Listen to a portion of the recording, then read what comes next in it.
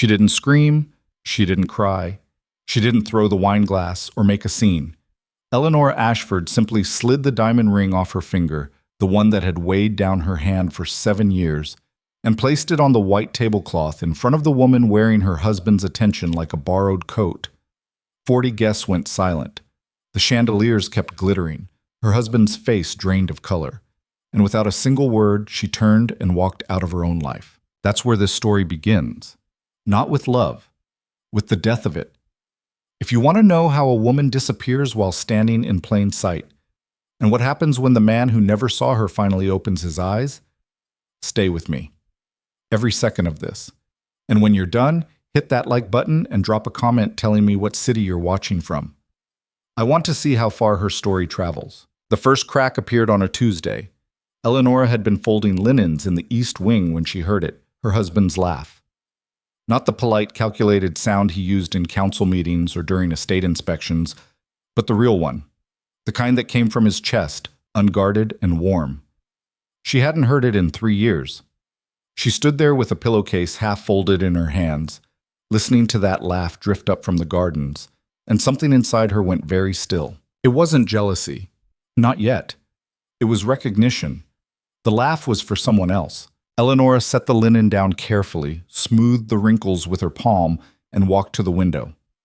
Below, framed by rose bushes she'd planted 2 summers ago, stood her husband, Duke Nathaniel Ashford, Lord of the Northern Estates, commander of the family fortune, and complete stranger to the woman who shared his name. He was leaning against the stone fountain, and beside him stood a young woman in a pale yellow dress. She said something Eleanor couldn't hear, and Nathaniel laughed again, his hand briefly touching the woman's elbow. Eleanor watched for 30 seconds. Then she turned away and finished folding the linens. That night, she made sure his dinner was exactly as he liked it.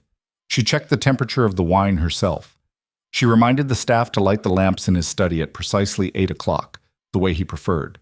And when he came home late, smelling faintly of rosewater and something sweet she didn't recognize, she asked him if he'd had a good day.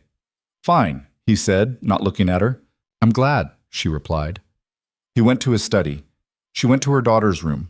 7-year-old Iris was already asleep, her small fist curled around the ear of a stuffed rabbit. Eleonora sat on the edge of the bed and watched her breathe. In the low lamplight, Iris looked exactly like her father. Sharp chin, serious brows, the kind of face that would grow into authority without trying. Eleonora brushed a curl from her daughter's forehead. "You'll be stronger than I was," she whispered. She didn't know yet what that meant, but she felt it coming. The second crack came a month later in the form of an invitation. Nathaniel's 40th birthday. A grand affair, naturally. Politicians, guildmasters, minor royalty, every person of consequence within 100 miles. Eleonora had organized the entire thing, the guest list, the seating arrangements, the menu, the musicians, the flowers. She'd spent 6 weeks making sure every detail reflected well on the Ashford name, because that's what she did. That's what she'd always done. She was good at it, terrifyingly good. The invitations went out on cream-colored cardstock with gold edging, hand-delivered by liveried footmen. Responses came back within days. Everyone would attend. Of course they would. You didn't decline an Ashford invitation. Eleonora checked the RSVPs in her small office, a converted storage room on the second floor that no one ever entered but her. She kept everything there. Ledgers, correspondence, schedules, files on every staff member, every tenant, every business partner her husband had ever shaken hands with. She knew which council member's son had a gambling problem. She knew which magistrate was underwater on debts. She knew the favorite flowers of every woman Nathaniel had ever smiled at, including the one in the yellow dress. Her name was Margot Devereux, 26, daughter of a minor lord with decent vineyards and bad investments. She'd been introduced to Nathaniel at a charity luncheon Eleonora had planned. Irony had a sense of humor. Eleonora sat at her desk, staring at Margot's name on the guest list. She should cross it out. She had every right. Instead, she picked up her pen and wrote a small note beside it, Table 7, near the musicians, close enough to be seen, far enough to be deniable. She had not yet decided what she was going to do, but she was learning how to stop protecting him. The night of the party arrived like a piece of theater she'd written, but no longer wanted to perform. Eleonora dressed carefully. A deep green gown, elegant but not flashy. Her hair pinned in a way that framed her face without demanding attention. Minimal jewelry, just her wedding ring and a pair of pearl earrings that had belonged to her mother. She looked in the mirror and saw exactly what she'd trained herself to be. Appropriate. Controlled. Invisible in all the ways that mattered. Downstairs, the ballroom glittered like a jewel box. 200 candles and crystal chandeliers, tables set with white linen and silver. A string quartet in the corner playing something soft and expensive. Guests arrived in waves, perfumed, polished, loud with the kind of laughter people use when they want to be noticed. Nathaniel stood at the center of it all, shaking hands, accepting congratulations, performing the role of gracious host with the ease of someone who'd never doubted his place in the world. He looked good. Damn him, he always looked good. Tailored black jacket, crisp white shirt, hair touched with just enough silver to look distinguished instead of old. Eleonora watched him from the edge of the room. He hadn't looked at her once. Not when she'd entered. Not when she'd walked past him to greet the mayor's wife. Not when she'd adjusted the flower arrangement on the main table because the florist had gotten the height wrong and it blocked sightlines. 7 years of marriage, and she had perfected the art of being unseen. Eleonora, she turned. Lady Calloway, one of the older aristocrats, was smiling at her with the kind of pity that made Eleonora's spine stiffen. Everything looks lovely, dear. You've outdone yourself. Thank you. You must be exhausted. All this planning. I'm fine. Lady Calloway's eyes flicked toward Nathaniel, then back. Men never appreciate the work, do they? Eleonora smiled politely. If you'll excuse me, I need to check on the kitchen. She didn't need to check on the kitchen. She needed to breathe. She found a quiet corner near the servants' hallway and stood there for 60 seconds, hands pressed flat against the cool wall, eyes closed. Around her, the party roared on, crystal clinking, voices rising, the quartet sliding into something bright and danceable. This was the life she'd built, piece by piece, detail by detail, and it was suffocating her. Margot Devereaux arrived at 9. Eleonora saw her immediately. Yellow dress again, this one more daring, cut lower, brighter. She moved through the crowd with the kind of confidence that came from being young and wanted and unaware of consequences. Nathaniel's face changed when he saw her. It wasn't obvious. He didn't smile, didn't wave. But Eleanor had spent 7 years reading the smallest shifts in his expression, the tiny movements that betrayed what he wouldn't say. She saw the way his shoulders straightened, the way his eyes tracked Margot across the room, the way he excused himself from a conversation mid-sentence and started walking toward her. Eleonora stood very still, very. Around her, people laughed and drank and complimented the salmon. No one was watching her. No one ever did. Except Iris. Her daughter appeared at her side, small hand slipping into hers. "Mama, are you sad?" Eleonora looked down. Iris wore a white dress with ribbon trim, her dark curls pinned back with clips Eleonora had spent 20 minutes perfecting that afternoon. "No, sweetheart, I'm just thinking." "About what?" "About cake. Do you want cake?" Iris's face lit up. "Yes!" "Then let's make sure you get the biggest piece." She led her daughter toward the dessert table, away from the center of the room, away from her husband and the woman in yellow. She cut a slice of chocolate cake, Iris's favorite, and watched her daughter's delighted face as she took the first bite. "This is the best birthday ever," Iris said, chocolate smudged on her chin. "It's not your birthday, love." "I know, but there's cake." Eleonora smiled, a real one, for the first time all night. And then she heard Nathaniel's voice, louder than it needed to be, followed by Margot's bright laugh. The smile died.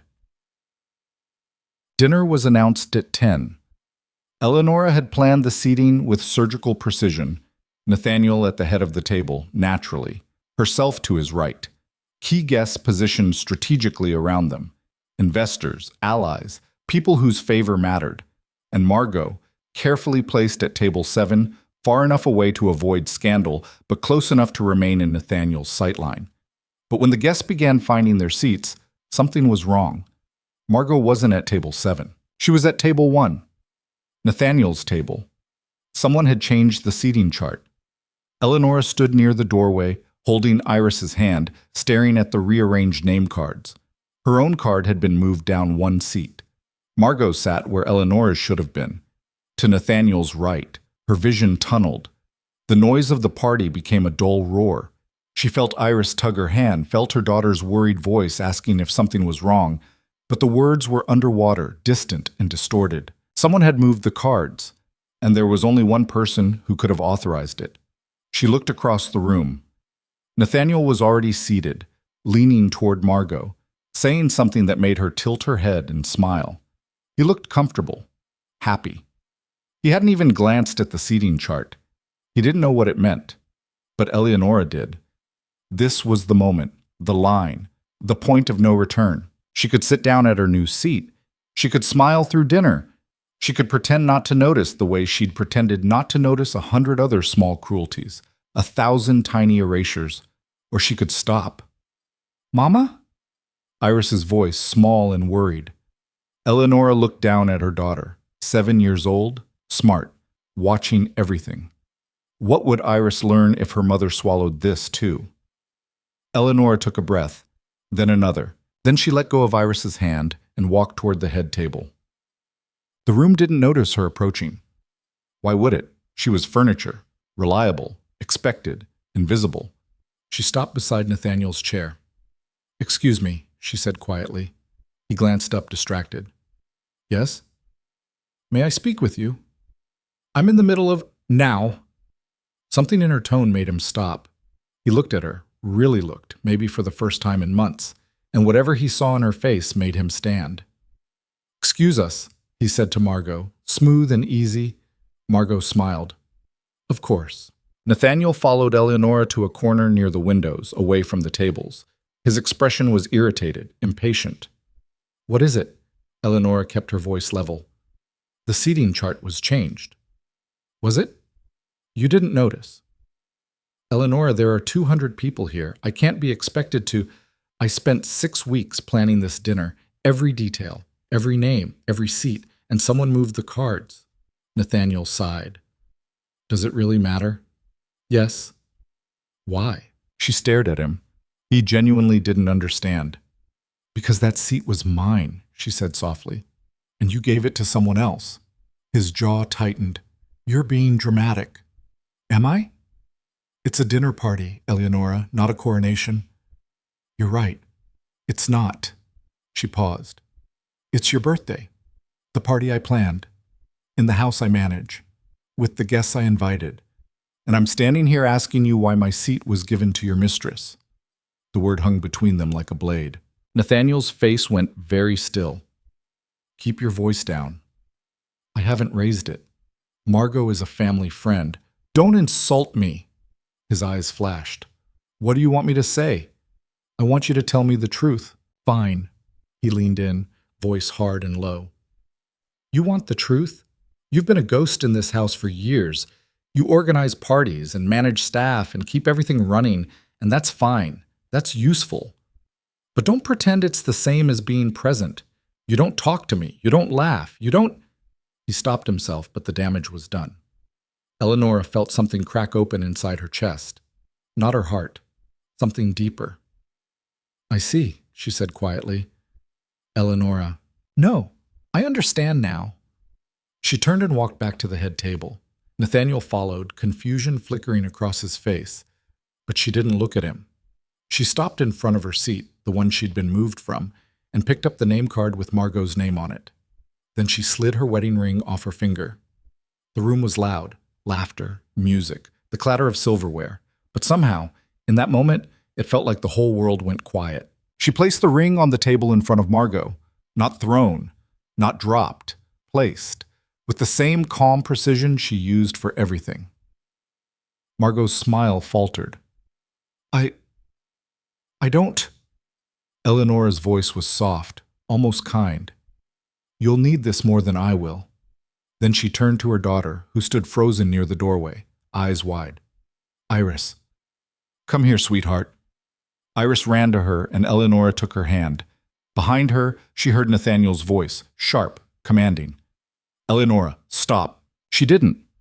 She walked through the ballroom, past the tables of guests who were just beginning to notice something was wrong, past the musicians who faltered mid-note, past the servants who pressed themselves against the walls to let her pass. She walked out the door, down the marble steps, into the cool night air, and she didn't look back. The house she moved into was smaller. Not small, nothing associated with the Ashford name could be truly small, but smaller than the estate. A 3-bedroom townhouse on the south end of the city near the river. Decent neighborhood, quiet, no staff quarters, no ballrooms, no wings. Eleonora stood in the empty parlor the day after the party, holding Iris's hand, staring at bare walls and uncurtained windows. "Is this ours now?" Iris asked. "Yes." "Just us?" "Just us." Iris considered this, then she smiled. "I like it." Eleonora felt her throat tighten. "Me too, love." The next 3 days were a blur of logistics. Moving personal belongings, arranging for Iris's tutors to continue lessons at the new address, hiring a small staff, just a housekeeper and a cook. Eleonora did most of the work herself. She unpacked boxes, hung curtains, scrubbed floors she'd never had to scrub before. It felt good, real. For the first time in years, she touched her own life with her own hands. On the 4th day, a letter arrived from Nathaniel. Eleonora stared at it for a long time before opening it. "Eleonora, I understand you're upset.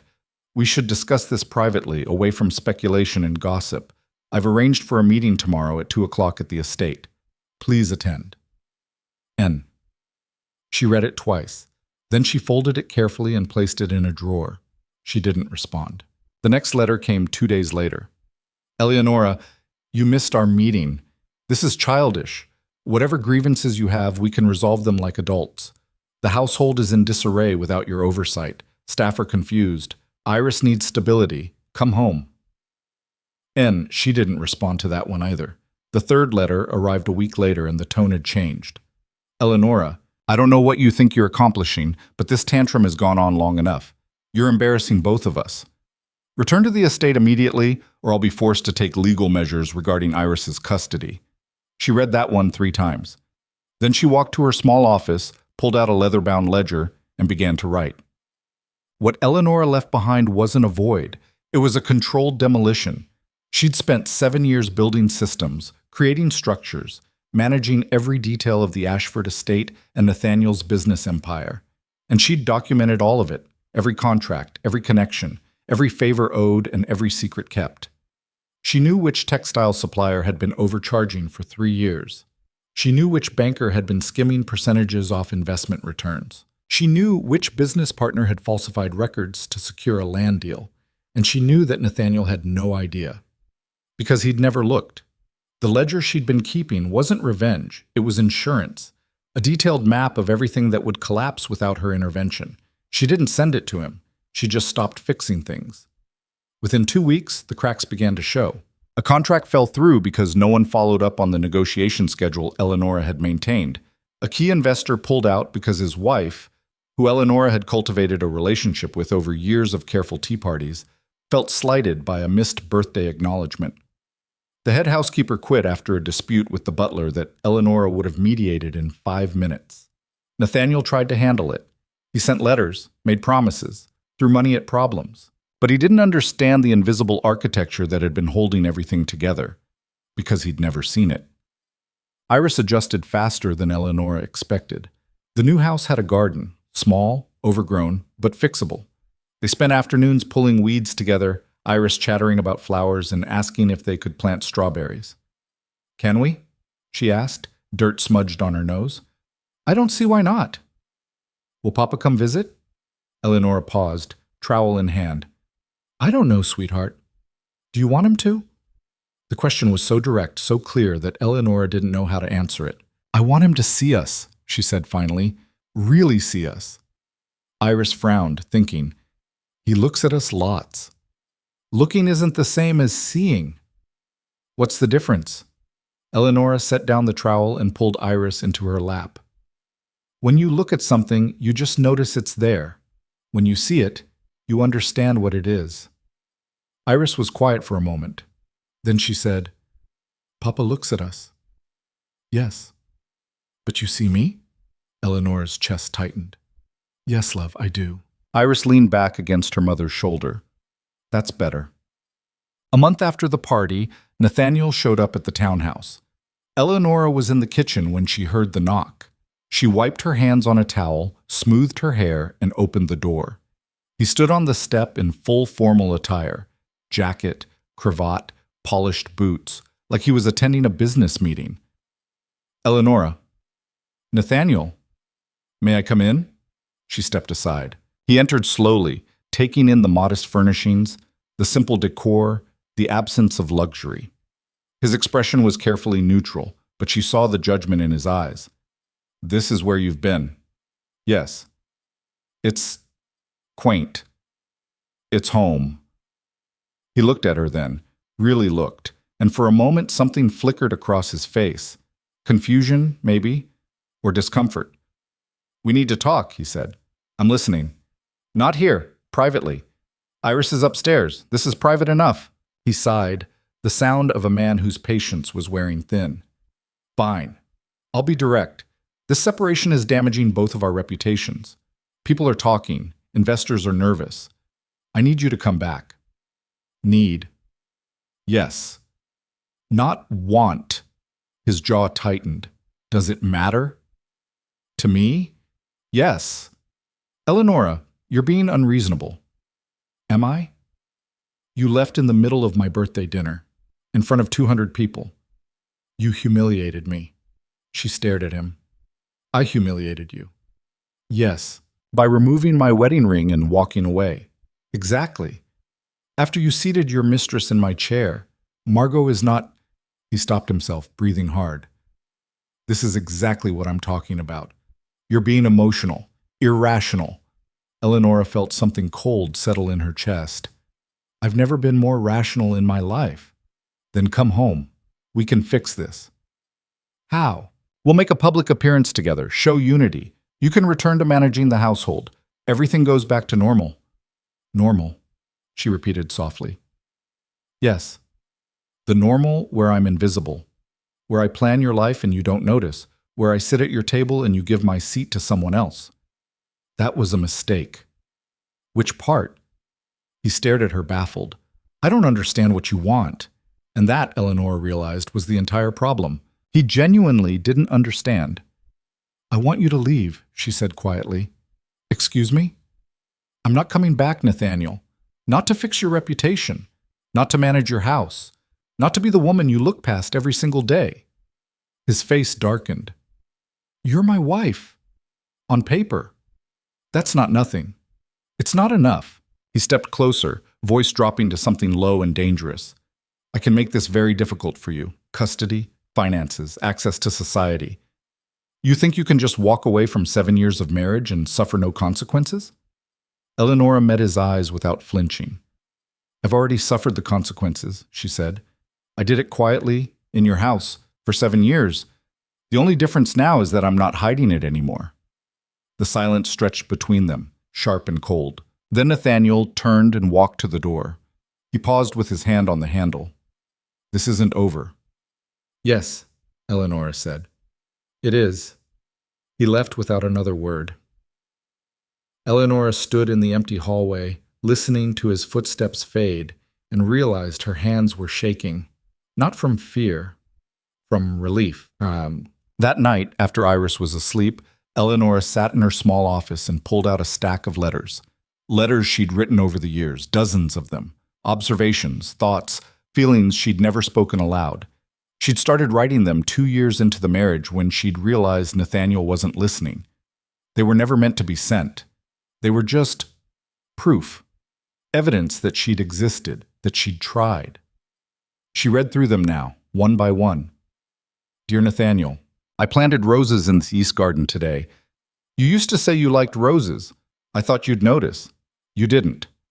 Dear Nathaniel, Iris asked me why you don't eat dinner with us anymore. I told her you were busy. She asked if you were busy because of her. I said no.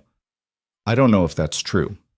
Dear Nathaniel, I heard you laugh today. It's been so long since I heard that sound. It wasn't for me. I don't think it ever was. She read until her eyes burned. Then she gathered every letter, carried them to the fireplace, and one by one fed them to the flames. She didn't need proof anymore. She'd already left. The household collapse accelerated. 3 more staff members quit. A shipment of imported silk was lost because no one had confirmed the delivery schedule. A crucial dinner meeting with a foreign trade envoy turned into a disaster when the cook served fish to a guest with a documented shellfish allergy, information Eleonora had kept in her meticulous files and shared with no one. Nathaniel scrambled to contain the damage. He hired a secretary, fired the butler, tried to reconstruct the systems Eleonora had built, but he was working from memory and guesswork, building a house with no blueprint. And every day, the absence of her became louder. People noticed. "Where is Lady Ashford?" they'd ask at parties. "She's been unwell," Nathaniel would say, but rumors spread faster than excuses. "They've separated. She left him. He was unfaithful. She removed her wedding ring in front of everyone." The scandal didn't explode. It simmered, whispered in parlors and exchanged over tea, the kind of gossip that damaged reputations slowly, like rot. Nathaniel tried to push through it, but alone in his study late at night, staring at ledgers that didn't balance and schedules that made no sense, he began to understand something he'd never considered before. He didn't know how anything worked. Not the house, not the business, not his own life. Because Eleonora had been running all of it, and he'd never even noticed. The first payment arrived on a Thursday. Not a check, not a letter of apology. A legal document delivered by courier, outlining a proposed financial arrangement for Eleonora's temporary residence and Iris's continued education. The language was cold, transactional. Nathaniel's signature sat at the bottom like a period at the end of a sentence he thought was finished. Eleonora read it once. Then she set it on her desk and went back to teaching Iris how to multiply fractions. "Mama, why is 7 times 8 so hard?" "Because your brain wants to make it easier than it is." "That's not helpful." Eleonora smiled. "Try writing it out. Sometimes seeing it helps." Iris scribbled on her slate, tongue caught between her teeth in concentration. Outside, rain drummed against the windows. The small house felt warm, insulated, separate from the world that kept trying to pull them back. The document sat untouched for 3 days. On the 4th day, Eleonora picked up her pen and wrote a single sentence across the top. "I don't accept charity from strangers." She sent it back unsigned. Nathaniel's response came within hours. Not through a courier this time. He showed up himself, soaked from the rain, fury written across every line of his face. "What the hell is this?" He slammed the returned document on her kitchen table. Eleonora was peeling potatoes. She didn't look up. "Language, please. Iris is upstairs." "Don't patronize me." "Then don't shout in my house." He stared at her, chest heaving. Water dripped from his coat onto her clean floor. She noticed, but didn't comment. "You sent back a perfectly reasonable financial arrangement," he said, voice tight. "I did." "Why?" "Because I don't need your money. You're living in a—" He stopped himself, glancing around the modest kitchen. "You're living here. On what income? You have no accounts, no property in your name, no—" "I have skills." He laughed. Actually laughed. "Skills." "Yes." "Such as?" Eleonora set down the peeler and finally met his eyes. "I ran your entire life for 7 years, Nathaniel. Your house, your business, your reputation. Do you honestly think I can't manage my own?" "That's different."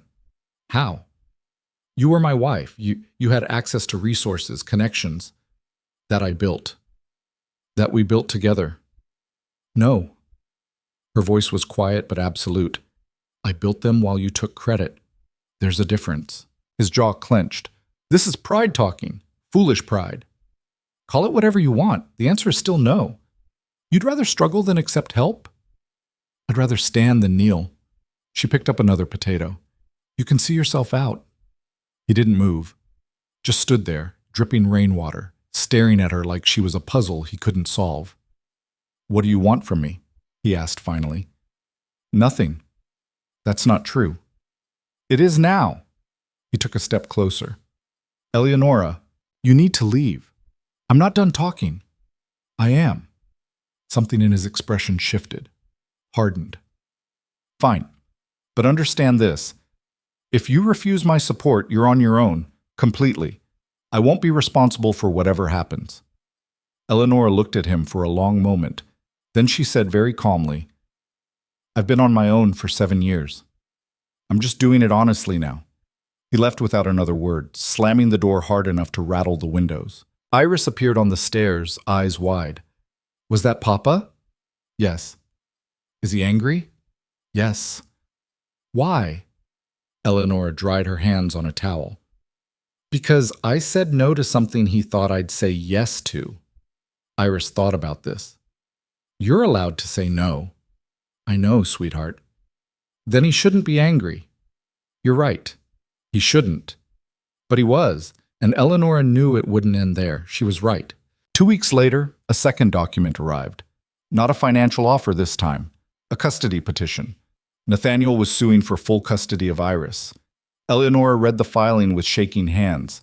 The language was brutal, clinical. It painted her as unstable, irrational, incapable of providing adequate care. It cited her abandonment of the marital home, her refusal of financial support, her unsuitable living conditions. Every word was designed to strip her of the only thing that mattered. She read it 3 times. Then she walked upstairs, locked herself in the bathroom, and allowed herself exactly 5 minutes to fall apart.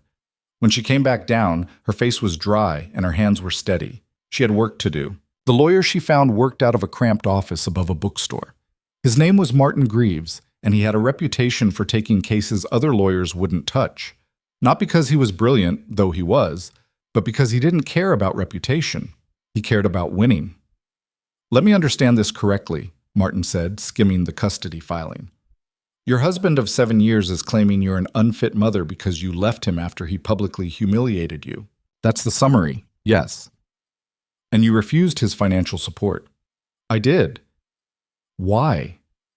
"Because accepting it would give him leverage, which is exactly what he's using now." Martin looked at her over the rim of his glasses. "You're smarter than most of my clients. Is that helpful?" "Depends. How much documentation do you have?" "Of what?" "Everything.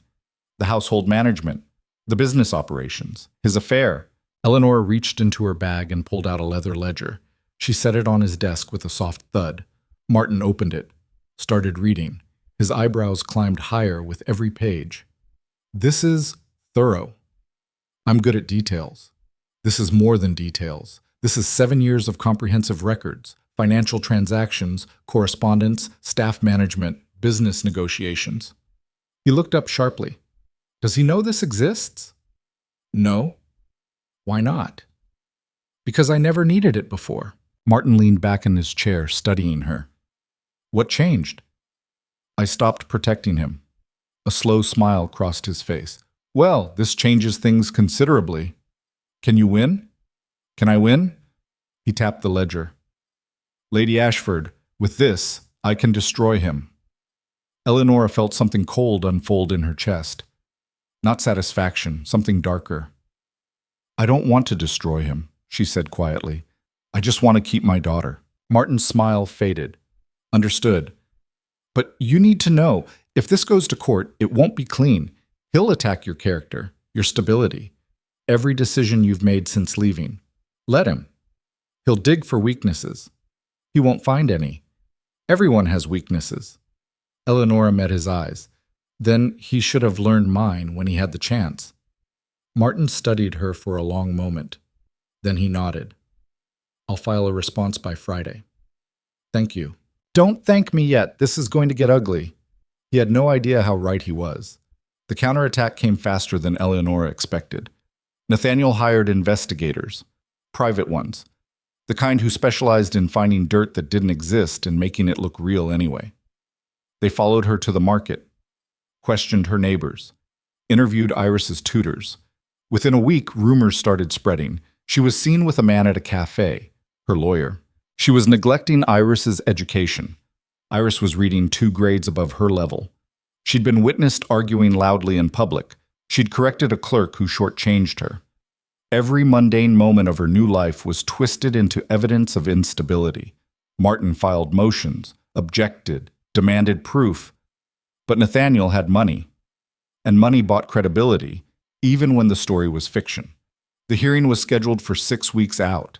Eleanor spent those weeks preparing, organizing documents, rehearsing testimony, making sure Iris's routine stayed as normal as possible. But at night, alone in her room, she felt the weight of it crushing down. What if she lost? What if all her careful planning, all her documentation, all her quiet strength wasn't enough? What if loving her daughter fiercely and purely wasn't protection against a man who could buy the truth he wanted? On the worst nights, she pulled out a small wooden box from the back of her closet. Inside was a single photograph, Iris as a baby, asleep in Eleonora's arms. She'd been so small, so fragile. Eleonora had promised her that night that she'd always keep her safe. She wasn't sure she could keep that promise anymore. The breaking point came 3 weeks before the hearing. Eleonora was at the market with Iris, buying vegetables for dinner when a woman approached her. Older, well-dressed, vaguely familiar. "Lady Ashford?" Eleonora turned. "Yes?" The woman smiled, but it didn't reach her eyes. "I'm Catherine Wells. I believe you know my husband. He serves on the Magistrate Council with Duke Ashford." "I see." "I just wanted to say—" Catherine glanced at Iris, then lowered her voice. "What you're doing is very brave." "I'm just buying carrots. You know what I mean." Catherine's smile tightened. "Leaving your husband, fighting him in court. It's admirable." "Thank you." "But foolish." Eleonora went very still. Catherine continued, voice soft and kind and venomous. "Men like Nathaniel don't lose, especially not to their wives. You're embarrassing him, and he won't forgive that. This custody battle, you'll lose. And then what? You'll have nothing. No daughter, no home, no reputation. Are you finished? I'm trying to help you." "By telling me to give up? By telling you to be realistic?" Catherine's eyes flicked to Iris again. "Think about your daughter. Is your pride really worth her future?" Eleonora felt rage ignite in her chest, white hot and clarifying. "My daughter's future," she said quietly, "is watching her mother stand up for herself. Even when people like you tell her to sit down." Catherine's face hardened. "You'll regret this." "Maybe, but I'll regret it standing." She took Iris's hand and walked away without looking back. But that night, alone in the kitchen after Iris was asleep, Eleonora let herself cry. Not from fear, from exhaustion. She was so tired of fighting, so tired of being strong, so tired of standing alone against a world that wanted her to break. She pressed her palms against the table and breathed. In, out, in, out. Then she dried her eyes and went back to work. Because breaking wasn't an option. Not while Iris was counting on her. The week before the hearing, Martin called her into his office. "We have a problem," he said. Eleonora's stomach dropped. "What kind?" Nathaniel's legal team filed a motion to introduce character witnesses. 3 of them. "Who?" Martin slid a paper across the desk. Eleonora read the names and felt her blood turn cold. Margaret Holloway, former head housekeeper at the Ashford estate, Thomas Reynard, Nathaniel's business partner, and Margot Devereaux. "No," Eleonora whispered. "I'm filing an objection, but—" He's calling her as a witness? "She'll testify that you were unstable, jealous, that your behavior at the birthday party was erratic and unprovoked." "Unprovoked?" Eleonora laughed, a sharp, bitter sound. "He gave her my seat, and I'm the one who was unprovoked." "I know, but in court, optics matter. And a young woman crying on the stand about how you humiliated her, that plays well to a jury. There's no jury in a custody hearing. No, just a judge, who happens to be friends with Nathaniel's father." Eleonora closed her eyes. "Can we win?" she asked quietly. Martin hesitated, just for a second. That was answer enough. "We have the ledger," he said. "We have documentation of your competence, your care for Iris, your management of the household. But Nathaniel has money, power, and a narrative that's easier to believe. Unstable wife leaves devoted husband, puts child at risk. That's not what happened." "I know, but we have to prove it." "And proof is harder than story." Eleonora opened her eyes. "Then we changed the story." Martin frowned. "What do you mean?" "He's building a case on the idea that I'm irrational, emotional, unstable." "Yes. So we don't fight it." "I'm not following." Eleonora leaned forward. "We make him prove why a woman who ran his entire life flawlessly for 7 years suddenly became incompetent the moment she left him. We make him explain how the same person he trusted with his house, his business, his reputation, is somehow unfit to care for her own daughter. Martin stared at her. That's actually brilliant. It's the truth. Truth and brilliance aren't mutually exclusive. He started writing notes. If we frame it right, we can turn his own argument against him. Every witness he brings to attack your character is someone who benefited from your work. Exactly. This could work. It has to work. Martin looked up, and for the first time since she'd hired him, she saw something like respect in his eyes. You're not just fighting for custody, he said. You're fighting to rewrite how they see you. No, Eleonora corrected. I'm fighting to make them see me at all. The night before the hearing, Eleonora couldn't sleep. She sat in her small parlor, staring at the cold fireplace, thinking about everything that had led her here. 7 years of marriage, 7 years of invisible work, 7 years of standing beside a man who never once turned to look at her. And now it came down to this. A courtroom, a judge, a fight for the only thing that had ever truly been hers. She heard soft footsteps on the stairs. Iris appeared in her nightgown, clutching her stuffed rabbit. Mama? Why are you awake? Just thinking, sweetheart. About tomorrow? Eleonora hesitated. She'd tried to shield Iris from the worst of it, but her daughter was smart. She knew something was coming. Yes. Iris climbed into her lap, small and warm and solid. Are you scared? A little. Papa says we're going to live with him again. Eleonora's heart stopped. When did he say that? When he visited last week, when you were at the market. Rage flooded through her. He visited you alone? The housekeeper was there. He said it was our secret. Iris looked up with worried eyes. Was I not supposed to tell you? Eleonora forced herself to breathe, to stay calm. You can always tell me anything, love. Always. I told him I wanted to stay with you. What did he say? Iris's voice got very small. He said sometimes we don't get what we want. Eleonora pulled her daughter closer, pressing her face into Iris's hair. Listen to me, she whispered. Tomorrow, people are going to ask you questions. About me. About where you want to live. You don't have to be scared, and you don't have to protect anyone. Just tell the truth. What if the truth makes Papa angry? Then let him be angry. But what if... Iris. Eleonora pulled back, looking into her daughter's eyes. You are the bravest person I know.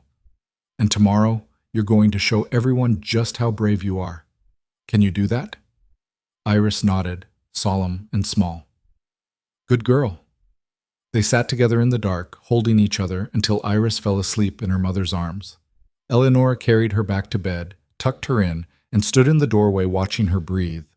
Then she went to her desk and pulled out the ledger. She read through it one more time. Every page. Every entry. 7 years of proof that she'd existed, that she'd mattered, that she'd been the invisible architecture holding everything together. Tomorrow, she'd make them see it. Tomorrow, she'd make them see her. And if she lost, if Nathaniel's money and power and connections were enough to take Iris away, then at least she'd go down fighting. At least she'd stand. The morning of the hearing dawned gray and cold. Eleonora dressed carefully. Simple dark dress. Hair pulled back. No jewelry except the pearl earrings that had been her mother's. She looked at herself in the mirror and saw a woman who'd been invisible for 7 years. Not anymore. She took Iris's hand and walked out the door. The courthouse was intimidating, all marble and authority, designed to make you feel small. Eleonora felt it pressing down, felt the weight of every eye that turned to watch her enter. Nathaniel was already there, surrounded by his legal team. 4 lawyers in expensive suits, carrying briefcases that probably cost more than Eleonora's monthly rent. He looked at her across the lobby, and something passed between them. Not anger, not regret. Recognition. He saw her now, finally, but only because she was standing in his way. Too late, she thought. Years too late.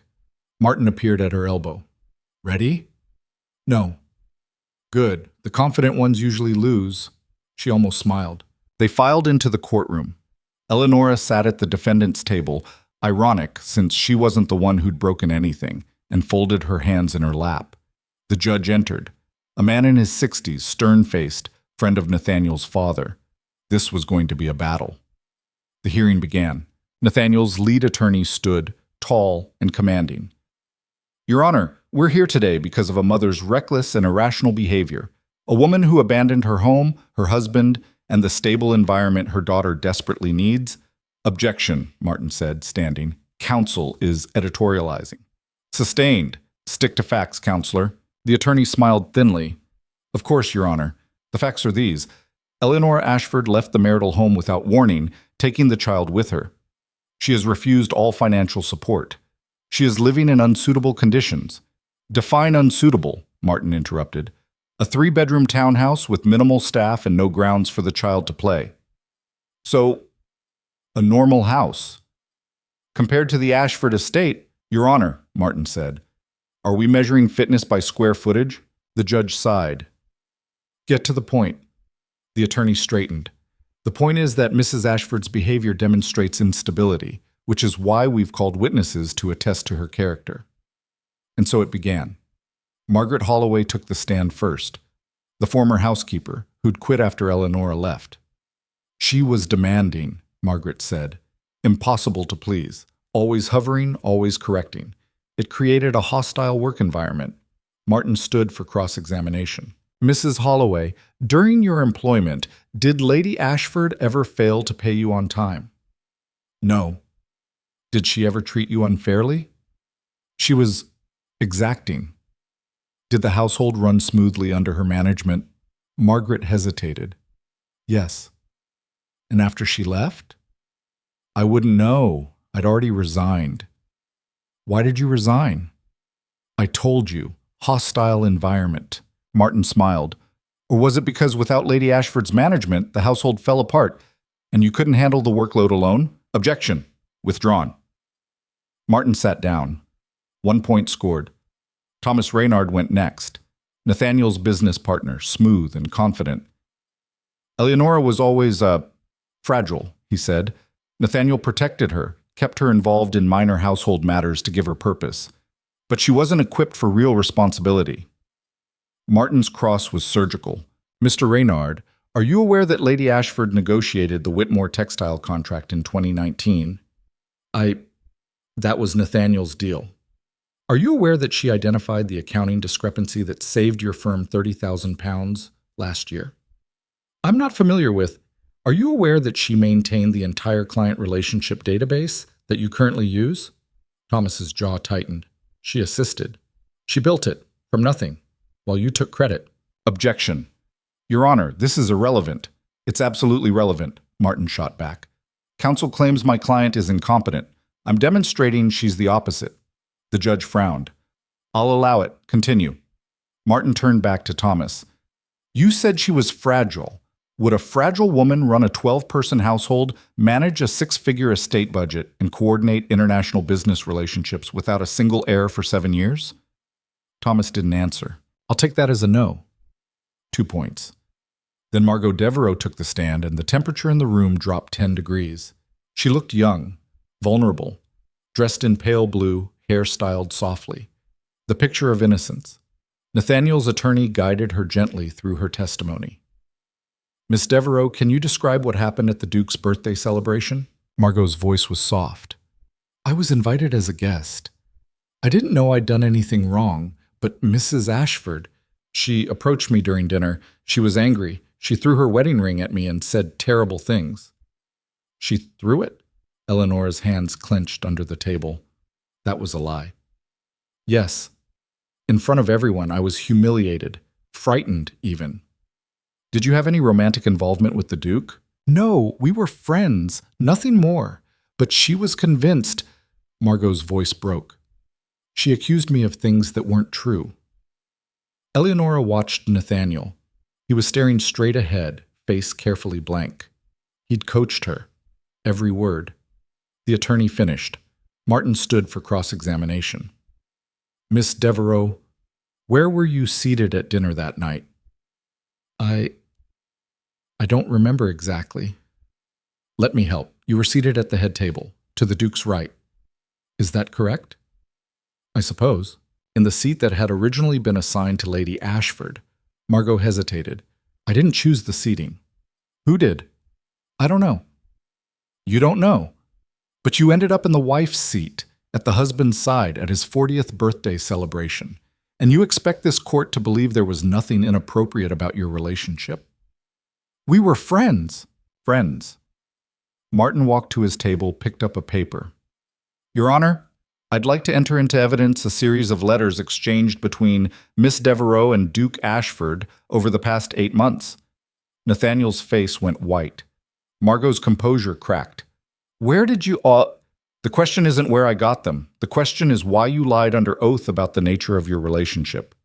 The courtroom erupted. Nathaniel's attorney objected. The judge called for order. Martin remained calm, holding the letters like a blade. These are private correspondence, he said. Affectionate, intimate, undeniably romantic. Would you like me to read them aloud, Miss Devereaux? Or would you like to revise your testimony? Margot looked at Nathaniel. He looked away. She started crying. Real tears this time, but from panic, not performance. I didn't mean to. We didn't. No further questions, Martin said, sitting down. 3 points. Game over. The judge adjourned for deliberation.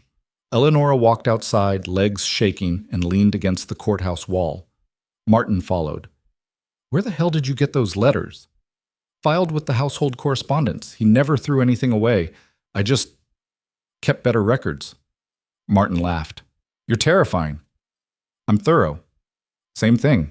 Nathaniel appeared at the courthouse doors. His lawyers had scattered. He looked alone, diminished. He walked toward her. Eleonora, don't. Please, just listen. No. She turned to face him fully. You lied. You coached her to lie. You tried to take my daughter using a fiction you created. I was trying to fix... You can't fix this, Nathaniel. You broke it 7 years ago. You just didn't notice until now. His face crumpled. I never meant to hurt you. That's the problem, Eleanor said quietly. You never meant anything. You just didn't care enough to mean it. The judge's clerk appeared. We're reconvening. Eleonora walked back inside without looking back. The courtroom was silent as the judge returned.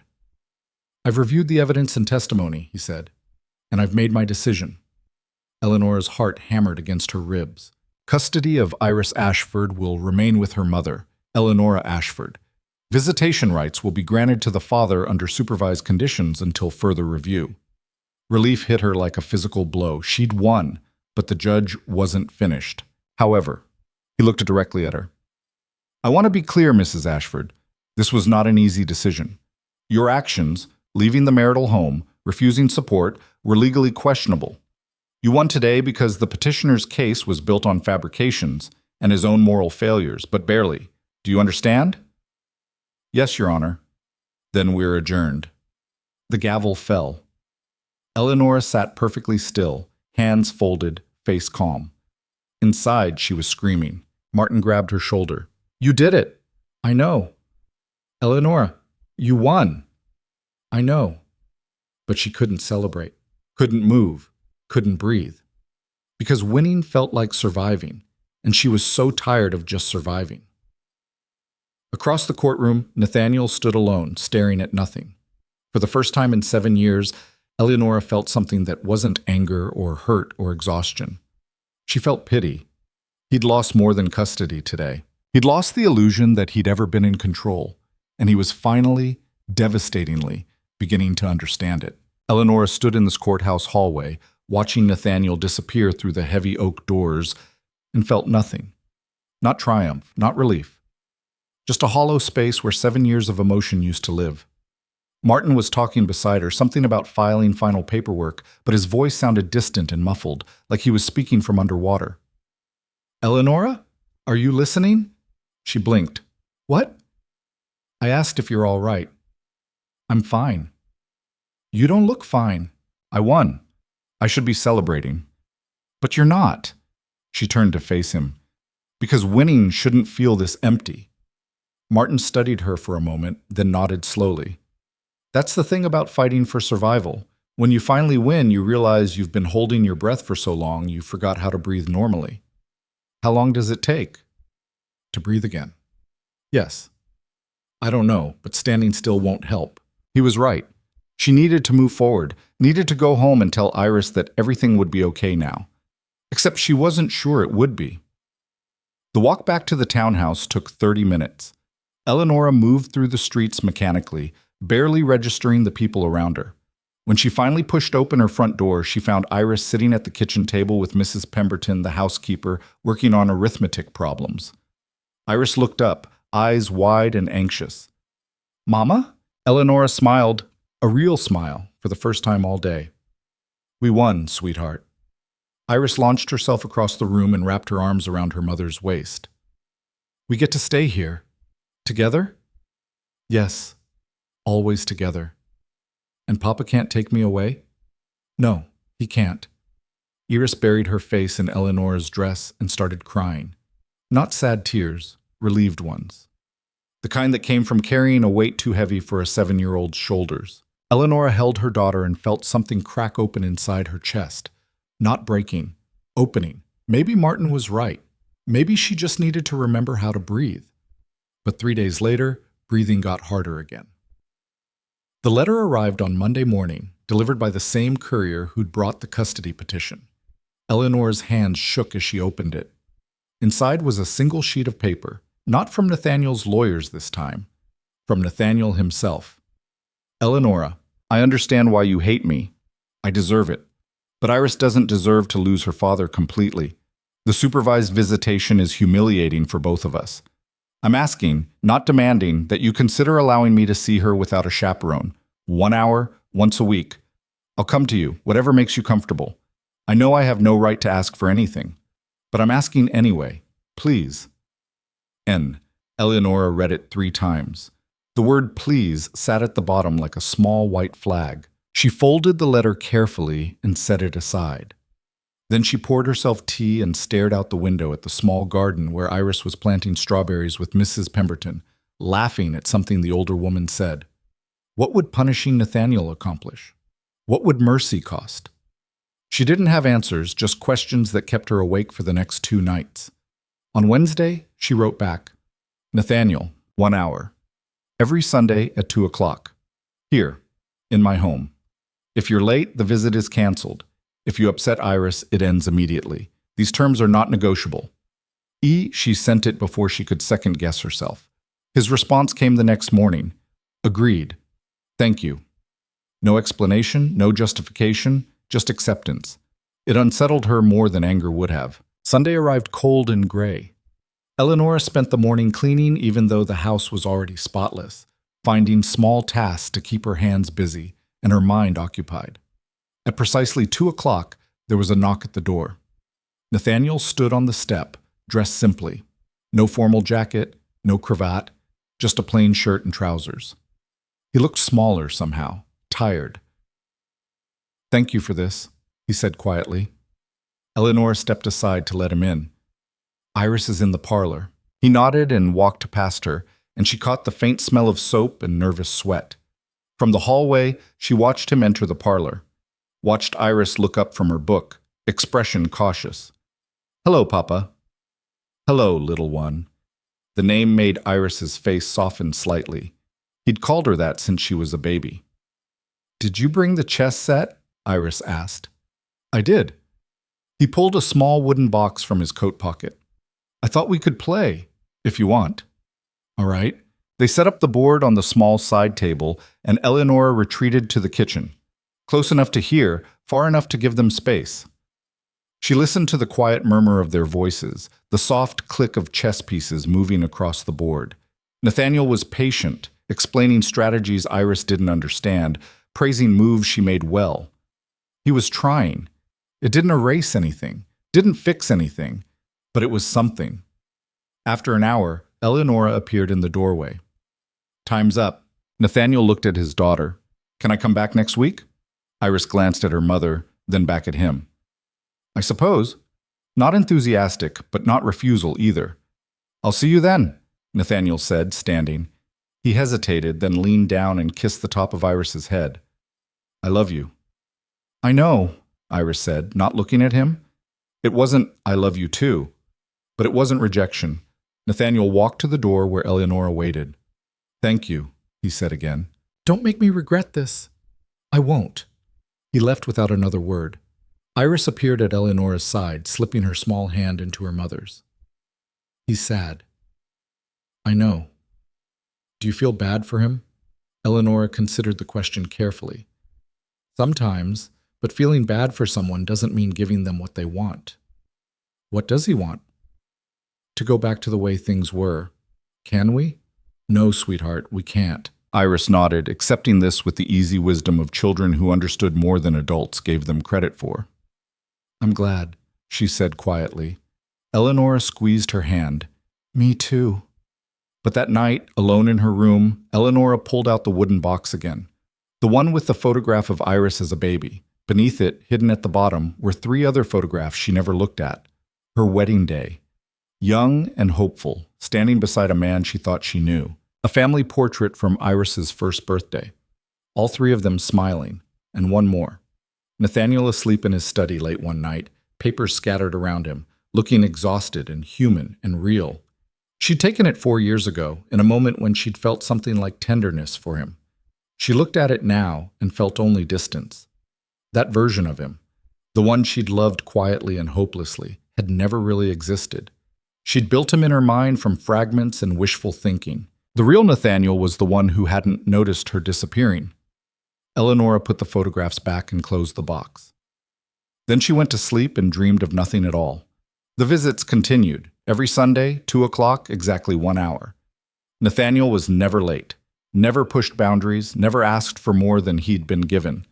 He brought books for Iris, taught her card games, listened when she talked about her studies. And slowly, carefully, something shifted between father and daughter. Not forgiveness, but thawing.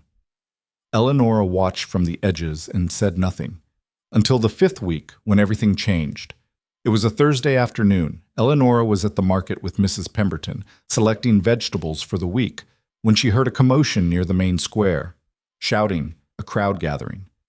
What's happening? Mrs. Pemberton asked. I don't know. Stay here. Eleanor pushed through the crowd and stopped cold. In the center of the square stood a man on a makeshift platform, holding up papers and shouting to the assembled crowd. Duke Ashford has been lying to you for years. While you struggled, while you paid your taxes and your rents, he lined his pockets with your money. The crowd murmured, restless and angry. The man continued, I have proof. Documents showing fraud, embezzlement, contracts falsified to cheat workers and tenants alike. He waved the papers. Eleanor's stomach dropped. She recognized those documents. They were from her ledger. Someone had stolen pages from her records, the ones documenting the corruption and mismanagement she'd uncovered over the years, and weaponized them. But who? The crowd was getting louder, angrier. Someone threw a stone at a building bearing the Ashford crest. We demand justice, the man shouted. We demand accountability. Eleanor backed away slowly, heart pounding. This wasn't just scandal. This was uprising. And if Nathaniel fell, Iris would fall with him. The daughter of a disgraced duke, tainted by association, her future destroyed before it began. Eleanor ran. She burst into Martin's office 20 minutes later, breathless and wild-eyed. Someone stole my records, she said. Pages from the ledger. They're using them to incite a riot. Martin looked up sharply. Slow down. What are you talking about? She explained. The man in the square. The documents. The growing mob. Martin's face went grim. Who had access to your ledger? No one. I kept it locked in my desk. Then someone broke in. Or someone I trusted took it. They stared at each other. Nathaniel, Martin said quietly. No. He didn't know it existed until the custody hearing. His lawyers did. They saw it during discovery. Eleanor's mind raced. They wouldn't risk this. It destroys their client. Unless destroying him serves someone else's purpose. Whose? Martin pulled out a file. I did some digging after the hearing. Nathaniel's business partner, Thomas Reynard, has been consolidating shares in the company. Quietly. If Nathaniel falls, Reynard stands to take control of everything. The pieces clicked into place. He used me, Eleanor whispered. My records, my documentation. He turned it into ammunition. And if Nathaniel goes down in flames, you'll be caught in the fire too. You created those documents. People will say you orchestrated this. Revenge against your ex-husband. That's not... I didn't... I know, but perception doesn't care about truth. Eleonora sank into a chair. What do I do? Martin was quiet for a long moment. Then he said, You have two options. Walk away. Let Nathaniel burn and hope the flames don't reach you. Or? Help him. She laughed bitterly. Help the man who tried to take my daughter away? Who humiliated me in front of 200 people? Help the father of your child. The man whose downfall will destroy Iris's future along with his. Eleonora closed her eyes. I hate this. I know. I hate that I have to choose. I know. And I hate that you're right. She stood. Where is he? Probably at the estate dealing with the fallout. Then that's where I'm going. Martin grabbed her arm. Eleonora, if you do this, people will think you've reconciled with him. Your reputation. I don't care about my reputation. I care about my daughter. She pulled free and walked out.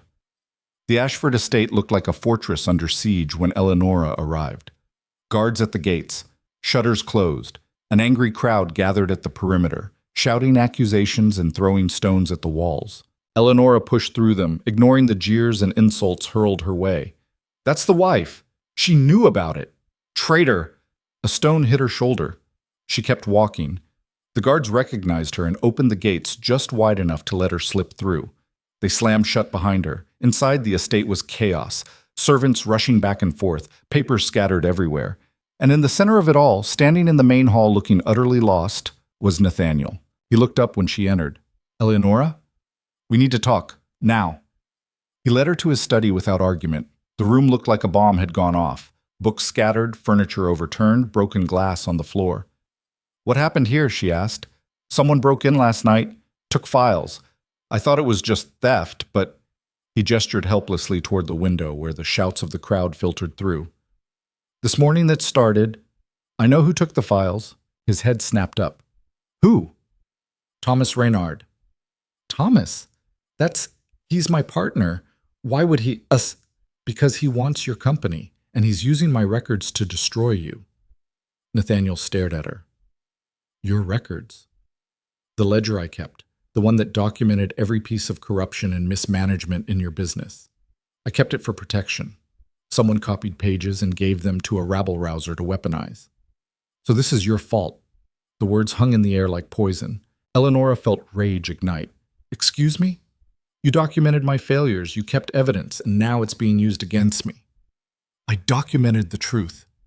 The same truth you ignored for 7 years because it was easier than doing your job properly. I trusted people. You trusted the wrong people. You trusted Thomas to manage the books honestly.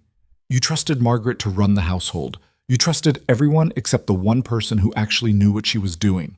And look where that got me. No. Eleonora stepped closer. Look where that got you. I left.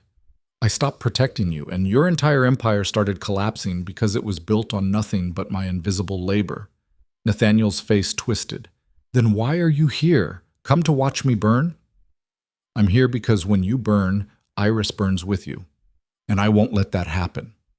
The fight drained out of him. He sank into his chair, head in his hands. I don't know how to fix this, he said quietly. Then it's a good thing I do. He looked up. What? The documents they're using are incomplete. They show the corruption but not the context, not the timeline, not who actually benefited. I don't understand. The full ledger tells a different story. It shows Thomas Reynard systematically skimming funds, falsifying records, setting you up to take the fall. He's been planning this for years. Do you still have the full ledger? Yes. Then we release it. Show everyone the truth. It's not that simple. Right now you look guilty. If we release my records, people will say I fabricated them to protect you, that we're working together. Then what do we do? Eleonora walked to the window, looking out at the angry crowd. We give them what they want. What do they want? Accountability. She turned back to face him. You confess, publicly. Admit that your management was negligent, that you failed to oversee your business properly. Take responsibility. That'll destroy me. No, it'll save you. Because then we reveal Thomas's involvement, Show that while you were negligent, he was actively criminal. You become the fool who was betrayed, not the villain who stole from them. I'll still lose everything. Not everything, just your pride. Nathaniel stared at her for a long moment. Why are you helping me? I told you, for Iris. Just for Iris? Eleonora hesitated. Then she said quietly, I spent 7 years watching you stand at the center of everything, confident and powerful and completely unaware that you were standing on a foundation I built. Now it's collapsing, and you're finally seeing it. That's not justice, but it's close enough. You want me humbled. I want you conscious. There's a difference. He looked away. What do you need from me? A confession, in writing, honest, no excuses. And then? Then I release the full ledger. We hold a public forum. Answer questions. Face the anger. Together. Together, he repeated softly. Not because we're reconciled, because we're parents who won't let our daughter pay for our mistakes. Nathaniel nodded slowly. All right, I'll write it. Tonight. Eleonora turned to leave. Eleonora? She stopped. Thank you. She didn't respond. Just walked out. The confession was released the next morning. Nathaniel's statement was stark and unadorned. He admitted negligence, admitted trusting the wrong people, admitted that his privilege had blinded him to corruption happening under his nose. It wasn't enough for some, but it was honest. And honesty, Eleonora had learned, was more valuable than perfection. The full ledger was released that afternoon, along with an analysis prepared by independent accountants that Martin had quietly hired. It showed clearly and undeniably that Thomas Reynard had been systematically defrauding the company for 6 years. By evening, the crowd's anger had shifted targets. They wanted Thomas. He was arrested 2 days later, trying to board a ship to the continent with 3 trunks full of embezzled gold. The public forum was scheduled for the following Monday. Eleonora stood in her small parlor the night before, staring at the dress she'd laid out. Simple, professional, unthreatening. She was about to walk into a room full of people who hated her husband and might hate her by association. She was about to defend a man she'd spent months trying to escape, and she was about to do it in front of the entire city. Mama? Iris stood in the doorway, holding her stuffed rabbit. You should be asleep, sweetheart. I can't sleep. I'm worried about tomorrow. Eleonora sat on the bed and pulled Iris into her lap. What are you worried about? That people will be mean to you. They might be. That's not fair. No, but fairness and truth don't always arrive together. Iris was quiet for a moment. Then she said, Are you scared? Terrified. But you're going anyway. Yes. Why? Eleonora smoothed her daughter's hair. Because sometimes the right thing and the easy thing are completely different. And choosing the right thing is how we become the people we want to be. I want to be like you when I grow up. Eleonora's throat tightened. Then be braver than me. Be the version of me I'm still trying to become. Iris hugged her tightly. I love you, Mama. I love you too, sweetheart, more than anything. She carried Iris back to bed, tucked her in, and stood in the doorway watching her daughter fall asleep. Tomorrow would be brutal, but she'd survived worse. The forum was held in the city hall, the largest public space available. Every seat was filled. People stood along the walls, crowded in the doorways, pressed together in angry, expectant silence. Eleonora sat on the platform beside Nathaniel, hands folded in her lap, spine straight. Across from them sat a panel of city officials, merchants, and tenant representatives. Behind them, the crowd muttered and whispered. The head magistrate called the room to order. We're here today to address the allegations against Duke Ashford and the recent revelations regarding Thomas Reynard's criminal conduct. Duke Ashford has agreed to answer questions publicly and honestly. Lady Ashford, as the source of the documentary evidence, has also agreed to testify. A voice from the crowd shouted, She's his wife. She'll lie for him. I'm his separated wife, Eleonora said clearly, and I'm here for the truth, not for him. The magistrate nodded. Let's begin. For 2 hours they answered questions, hard questions, angry questions, questions designed to humiliate and expose. Nathaniel answered them all. He didn't deflect, didn't blame others, owned his failures completely. I trusted people I shouldn't have trusted, he said. I was lazy, arrogant. I thought my name and my money were enough to keep things running. They weren't. What about the workers you cheated? Someone shouted. I'm establishing a compensation fund. Every tenant and worker who was underpaid or overcharged will be repaid, with interest. With whose money? Mine. I'm selling assets, property, whatever it takes. The crowd murmured, surprised. Then the questions turned to Eleonora. Why did you keep these records? To protect myself. I saw problems, documented them, and filed them away in case I ever needed leverage. And now you're using them to protect him? No, I'm using them to protect the truth and my daughter's future. You're still married to him. Doesn't that create a conflict of interest? We're separated. He tried to take my daughter from me in court. I'm not here out of loyalty to him. I'm here because Thomas Reynard tried to burn everything down and I refused to let him succeed. A woman stood in the crowd, older, worn. My husband worked in the Ashford textile mill for 20 years. He died last winter because we couldn't afford medicine. Are you telling me Duke Ashford didn't know we were being cheated? The room went silent. Nathaniel's face drained of color. Eleonora spoke before he could. He didn't know because he didn't look. That's not an excuse. It's the problem. He had wealth and power and responsibility, and he used none of it to see what was happening to the people who made his life possible. And you? The woman asked. You saw. I saw. I documented.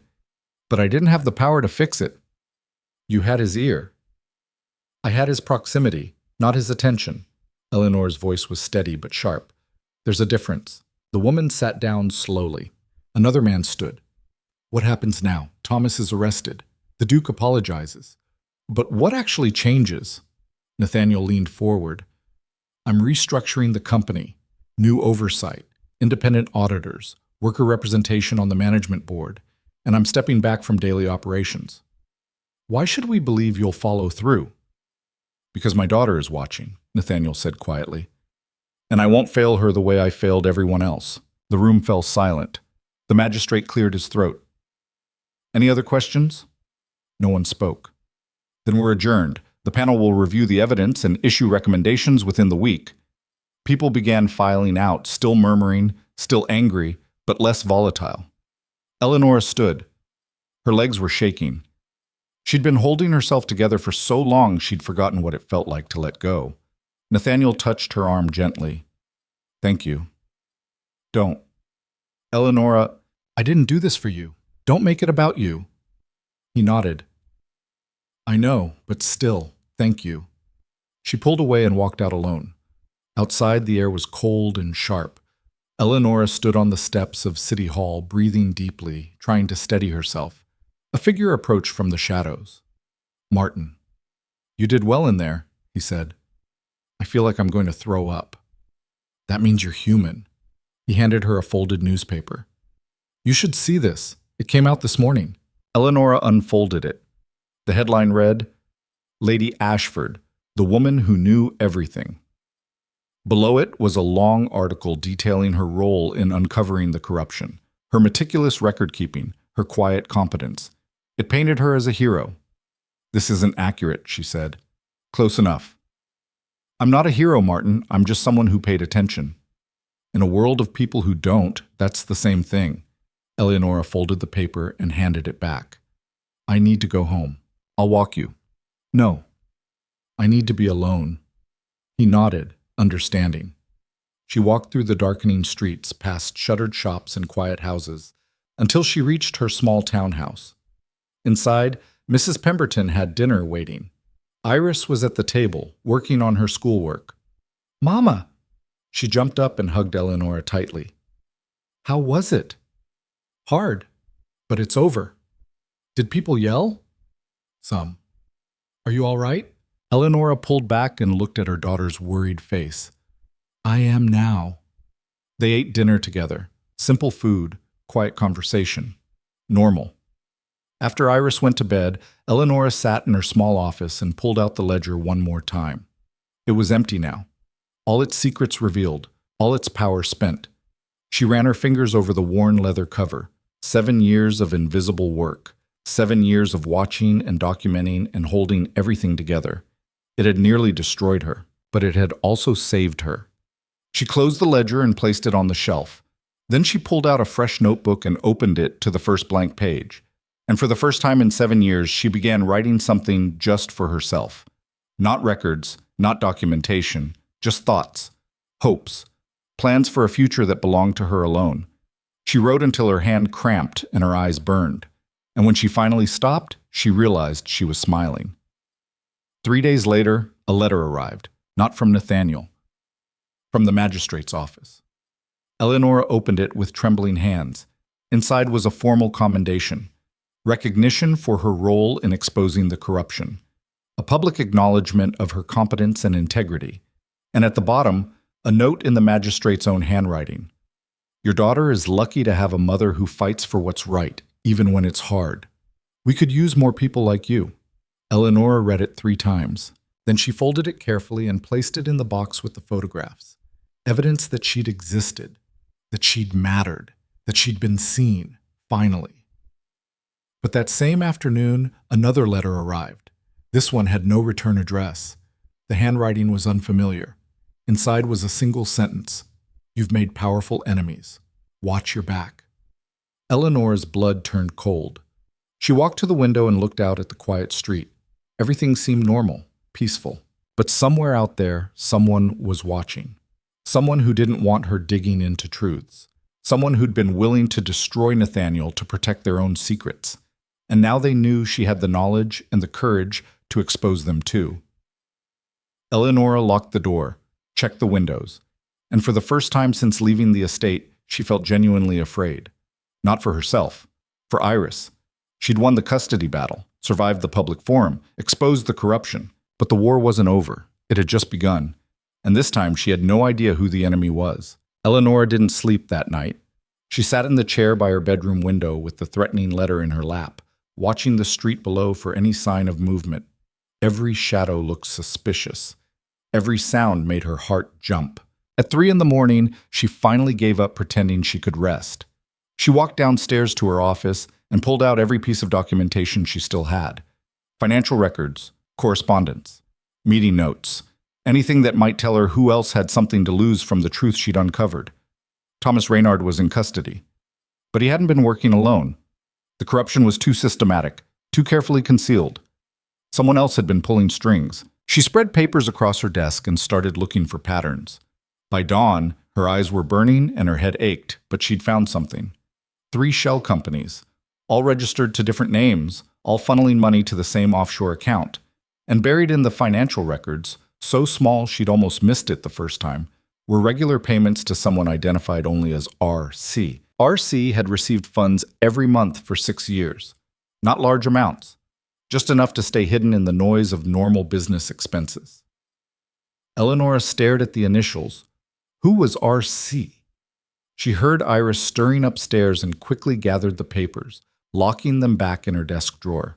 She couldn't let her daughter see how frightened she was. Mama? Iris appeared in the doorway, rubbing her eyes. You're up early. Couldn't sleep, sweetheart. Want some breakfast? Can we have pancakes? Absolutely. They spent the morning in the kitchen together, Iris chattering about her upcoming lessons while Eleonora tried to focus on mixing batter and not on the gnawing fear in her gut. At 10 o'clock, there was a knock at the door. Eleonora froze. I'll get it. Iris ran toward the hallway. No, wait. Eleonora grabbed a kitchen knife and followed. Through the window, she saw Nathaniel standing on the step. Relief and irritation flooded through her in equal measure. She opened the door. It's not Sunday, she said. I know. I need to talk to you. It's urgent. Something in his expression made her step aside. Iris, go upstairs and work on your arithmetic. But now, please. Iris looked between them, then trudged upstairs. Eleonora led Nathaniel to the parlor. What's wrong? He pulled a folded paper from his coat. I received this morning. She unfolded it. The handwriting was identical to the letter she'd received. Stop digging or your daughter pays the price. Eleonora's hands went numb. They threatened Iris? They know where she goes to lessons, what time she walks to the park, everything. Nathaniel's voice was tight with barely controlled panic. Eleonora, whoever this is, they're watching both of us. I got one too. She showed him her letter. His face went pale. We need to go to the magistrate, get protection. And tell them what? That someone sent us vague threats with no signature? They'll tell us to be careful and do nothing. Then what do we do? Eleanor's mind raced. We find out who RC is. Who? She explained what she'd found. The shell companies, the regular payments, the buried pattern. Nathaniel listened, then said quietly, I think I know who that is. Who? Robert Calloway. The name hit her like cold water. Lady Calloway's husband, the magistrate. He's on the city council, has access to all the financial oversight records. If anyone could have helped Thomas hide the corruption, it's him. Eleanor sank onto the sofa. The man in charge of investigating the fraud is the one who helped cause it. That's why Thomas was so confident. He had protection at the highest level. And now that we've exposed Thomas, Calloway's terrified we'll expose him too. They sat in silence for a moment. Then Eleanor stood. We need proof. Real proof. Not just initials in a ledger. How do we get that? The same way I got everything else. We pay attention. Nathaniel looked at her. What are you planning? Lady Calloway hosts a salon every Friday evening. Political wives, society women, gossip, and wine. I used to attend when I was still, she gestured vaguely, part of that world. You want to go back? I want to get into their house. Robert Calloway keeps an office there. If there's evidence linking him to the shell companies, it'll be in that office. That's breaking and entering. That's strategic investigation. Eleonora, do you have a better idea? He didn't. Then here's what we're going to do, Eleonora said. I'll attend the salon. You'll create a distraction, something that requires Robert's attention elsewhere. I'll slip away and search his office. What kind of distraction? She thought for a moment. An emergency council meeting, something urgent enough that he can't refuse. I can't just call a council meeting. You're still a duke. You have influence. Use it. Nathaniel stared at her. You've thought this through. I've had all night to think. And if we're caught, then we're caught, but at least we'll have tried. He nodded slowly. Friday, then. Friday. After he left, Eleonora stood in the empty parlor and tried to steady her breathing. She was about to walk back into the world she'd escaped, the world of careful smiles and strategic conversations, and women who smiled while sharpening knives behind their backs. But this time, she wouldn't be invisible.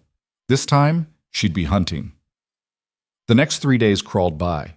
Eleonora hired a guard to watch the house, a quiet man named Samuel who'd served in the military and asked no questions.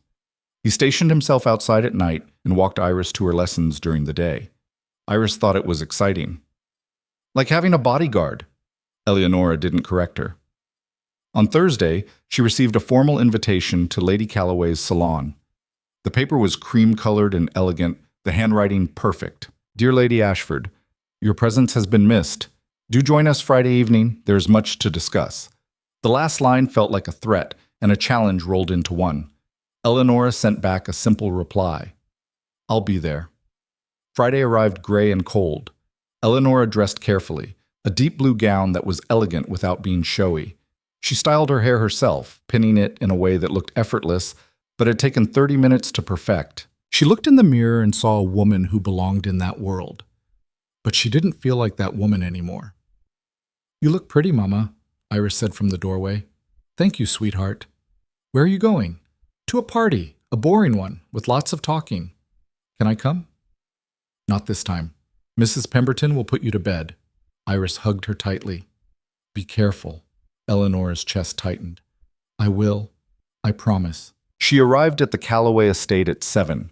The house was massive, all marble columns and glittering windows. Carriages lined the drive, depositing elegantly dressed women who air-kissed and laughed too loudly. Eleonora stepped inside and was immediately surrounded by the familiar assault of perfume and small talk. Eleonora, darling! A woman in yellow silk descended on her. We heard you were back in society. Just visiting. How brave of you, after everything. The words were kind. The tone was poison. Eleonora smiled. Thank you. She moved through the crowd, accepting champagne she didn't drink and exchanging pleasantries that meant nothing. She was looking for one person. Lady Catherine Calloway appeared near the piano, holding court with 3 other women. She saw Eleonora and her smile sharpened. Lady Ashford, what a surprise. Lady Calloway, thank you for the invitation. Of course. I wasn't sure you'd come, given recent circumstances. I thought it was time to re-engage. How refreshing. Catherine's eyes glittered. You must tell us everything. How is dear Iris? She's well. And your separation, is that still ongoing? The room had gone quiet. Everyone was listening. Eleonora met Catherine's gaze steadily. We're navigating it. How modern. How honest. Catherine's smile froze. Someone coughed. Then the conversation resumed, louder and more brittle than before. Eleonora excused herself and moved toward the hallway. She needed to find Robert's office before... Going somewhere? She turned. Catherine stood behind her, champagne glass in hand. Just looking for the powder room. Down the hall, second door on the left. Thank you. Eleonora walked in that direction, feeling Catherine's eyes on her back. She stepped into the powder room and waited exactly 2 minutes. Then she slipped back into the hallway and moved deeper into the house. Robert's office was on the 2nd floor. She knew because she'd been to this house dozens of times over the years, back when she was still playing the role of dutiful Duchess. She climbed the stairs quietly, listening for footsteps. The office door was locked. Eleonora pulled a hairpin from her carefully arranged hair and slid it into the lock. It took 3 tries, but the mechanism clicked. The things you learned when you paid attention. Inside, the office was exactly what she expected.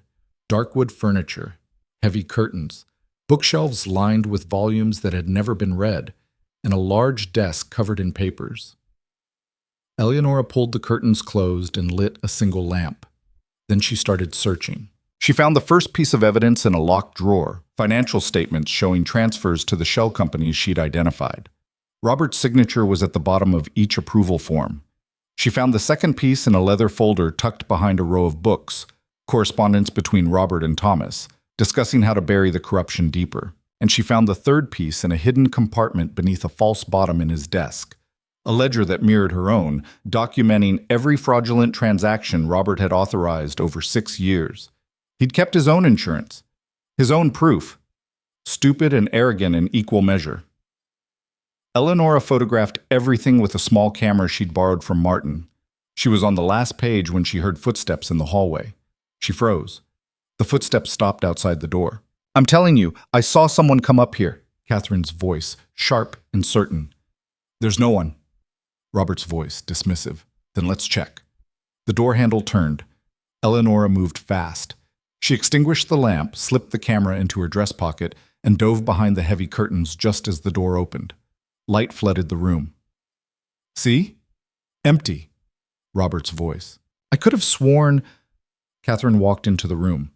Eleonora could see her shadow through the gap in the curtains. You're imagining things.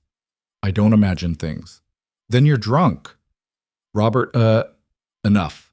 There's no one here. Come back downstairs before people notice we're gone. Catherine hesitated. Then her footsteps retreated. The door closed. Eleonora waited, barely breathing, counting to 100 before she moved. Then she slipped out from behind the curtains, returned everything to its original position, and crept to the door. The hallway was empty. She made it back downstairs and rejoined the party just as Nathaniel's distraction arrived. A messenger burst through the front doors, breathless and urgent. Mr. Calloway, there's been an incident at the docks. The council is being summoned for an emergency session. Robert appeared from the hallway, face flushed. What kind of incident? Fire, sir. Spreading fast. They need authorization to deploy the fire brigade beyond normal limits. Robert swore under his breath. I'll be there shortly. He grabbed his coat and left without another word. Catherine watched him go, then turned back to her guests with a brittle smile. Well, shall we continue? But the evening had been disrupted. People started making excuses and leaving. Eleonora slipped out with the early departures, climbed into a hired carriage, and didn't breathe properly until she was 3 streets away.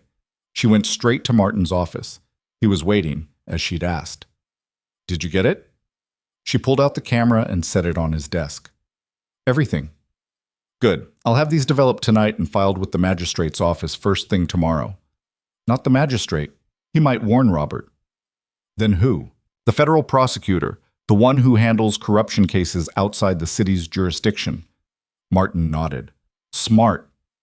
We need to move fast. Once Robert realizes we have this, he'll run. Or attack. Or both. She stood. I need to get home to Iris. Eleonora. Martin's voice stopped her. What you did tonight was illegal. I know. If this goes wrong, it won't. But if it does, you could face charges. Then I'll face them.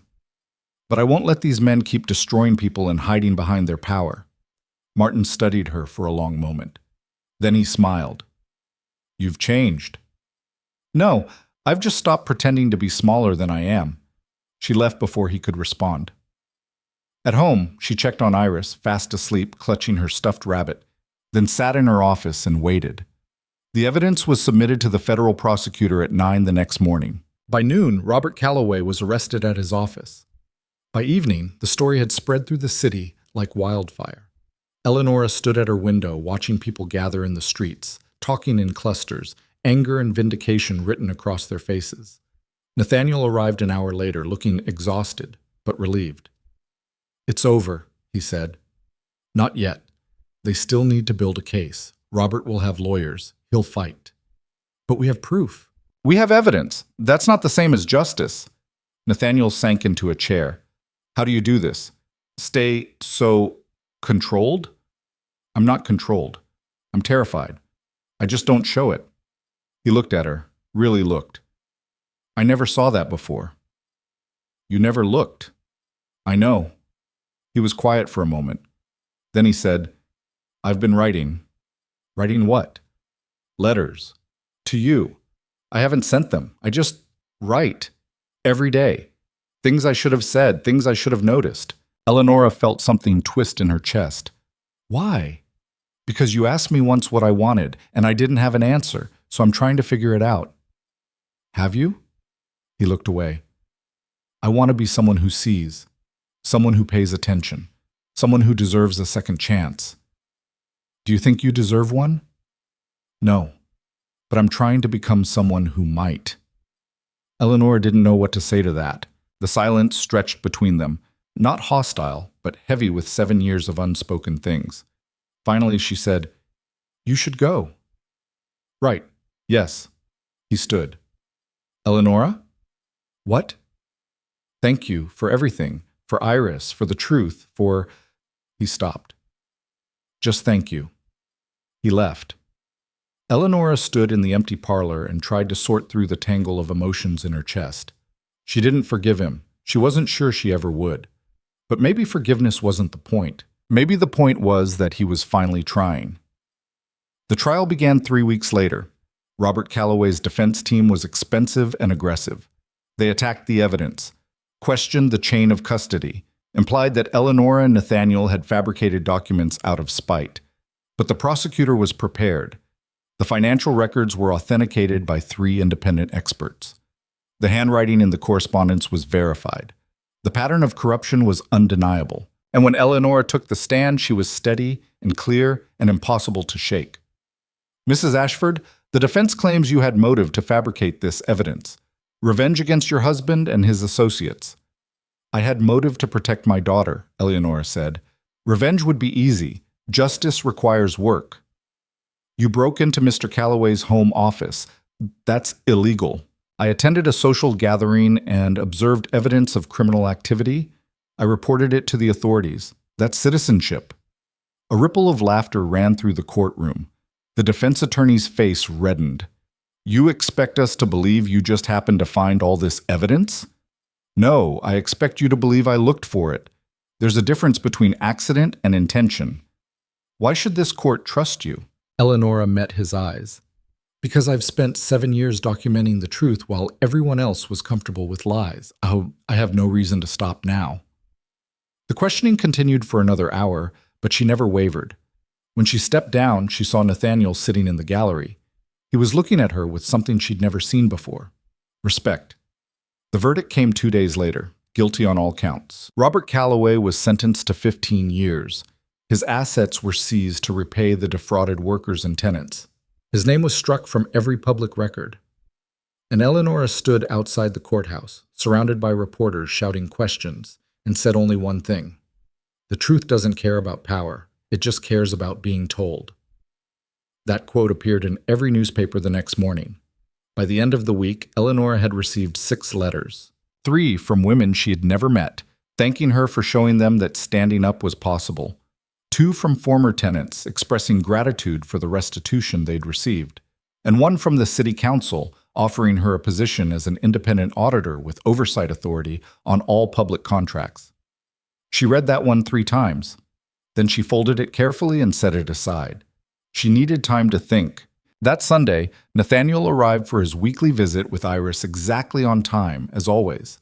But this time, he brought something with him, a folder, thick and well-worn. "What's that?" Eleonora asked. "The letters I told you about, the ones I've been writing."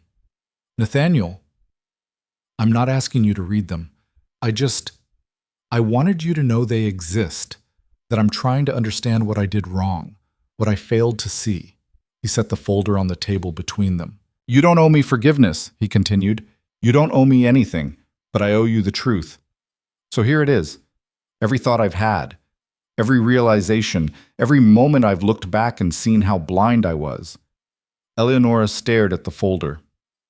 "I'm not asking you to come back," Nathaniel said quietly. "I'm just asking you to know that I see you now, finally, and I'm sorry it took losing you to learn how." He turned to leave. "Wait," Eleonora said.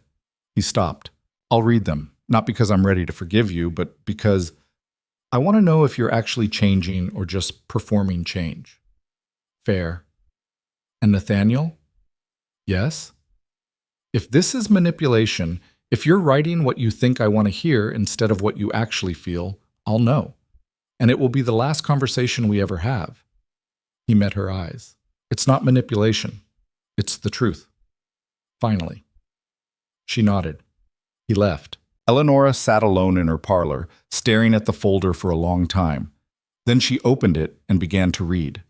The first letter was dated 3 months ago, the night after she'd walked out of his birthday party. "Eleonora, I don't understand what happened tonight. I keep replaying it, and I can't see where I went wrong. You seemed fine. You've always been fine. Have you?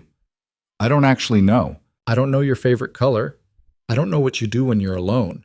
I don't know if you're happy or sad or angry or anything because I never asked. Why didn't I ask?" And she read the second letter, then the third, then the fourth. Each one was a small confession, a tiny crack in the wall he'd built around himself. "I saw Iris playing in the garden today. She built a fort out of sticks and called it a castle. I asked her who taught her to build like that, and she said, 'Mama shows me everything.' You show her everything. What have I shown her? That a man can be absent and still be called a father? I realized today that I don't know how to talk to my own daughter without you there to translate. What does that make me? I thought being a duke was enough, that providing was enough, that my name and my money would substitute for my presence. I was wrong. How did I not see that? Letter after letter, week after week, small observations and painful realizations. I went to the study today and couldn't find anything. The contracts you used to organize, the schedules you maintained. The notes you left reminding me of meetings I would have forgotten. I never thanked you for any of it. I never even noticed. How do you apologize for 7 years of not noticing someone?" Eleanor read until her vision blurred and her throat ached. These weren't excuses. They were confessions. He was finally seeing, finally understanding. The last letter was dated yesterday. "Eleonora, I used to think love was a feeling, something that happened to you like weather. Now I think love is attention. It's choosing to see someone fully, even the parts that are inconvenient or uncomfortable. It's caring enough to notice. I didn't love you. Not really. I loved the idea of you, the role you played, the way you made my life easier. I'm learning now what I missed, what I threw away. I'm learning that you were never invisible. I was just blind. I don't know if I can become someone who sees clearly, but I'm trying. I hope that means something, even if it's too late. N. Eleonora closed the folder and sat in the quiet. She didn't forgive him. but she believed him. And that was something. The next morning, she picked up the job offer from the city council and read it again. Independent auditor, oversight authority, a voice in how the city was run, power, real power, not borrowed, not invisible, hers. She picked up her pen and wrote a single word on the acceptance line. Yes. Then she folded the letter, sealed it, and sent it before she could second-guess herself. When Iris came downstairs for breakfast, she found her mother standing at the window looking out at the garden where strawberries were just beginning to grow. "Mama, are you okay?" Eleanor turned and smiled. "I am, sweetheart. I really am." "You look different." "Different how?" Iris tilted her head, studying her mother. "Like you're standing taller." Eleanor knelt down and pulled her daughter into a hug. "That's because I am," she whispered. For the first time in 7 years, she wasn't disappearing. She was here, visible, powerful. Finally, completely, undeniably seen. The first day at the council chambers, Eleonora arrived 15 minutes early. She stood outside the imposing stone building, watching councilors and clerks hurry past, and felt her stomach twist. This was different from managing a household or exposing corruption. This was walking into a room full of men who'd spent decades consolidating power and telling them she had a right to be there. She smoothed her dress, practical gray, nothing flashy, and walked through the doors. The reception clerk looked up. "Can I help you?" "Eleanor Ashford. I'm the new independent auditor." The woman's eyebrows rose. "Oh, yes, they're expecting you. 3rd floor, room 17. Eleanor climbed the stairs, each step feeling heavier than the last. By the time she reached the 3rd floor, her palms were sweating. Room 17 was at the end of a long hallway. She knocked. "Come in." Inside, 5 men sat around a conference table. They looked up as she entered, their expressions ranging from curious to hostile. "Mrs. Ashford," said the man at the head of the table. "Councillor Hayes," she remembered. "Senior member, 20 years of service." "Welcome." "Thank you."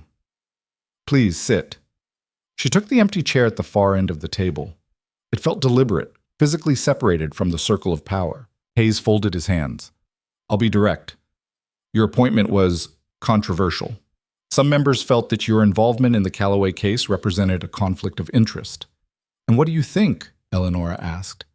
"I think you exposed corruption that we failed to see. That takes either courage or recklessness. Time will tell which." "Fair enough. Your role here is oversight. You'll review all public contracts before they're approved. You'll audit city expenditures quarterly, and you'll report any irregularities directly to this council." "Understood." One of the other councilors, a heavy-set man with a red face, leaned forward. "Let me be clear, Mrs. Ashford. We don't need a crusader. We need someone who understands how things work in the real world. Compromises. Practicalities." Eleonora met his gaze. "I understand compromise perfectly well, Counselor. I spent 7 years compromising my own visibility to keep a household running. What I won't compromise is honesty." The man's face reddened further. Hayes cleared his throat.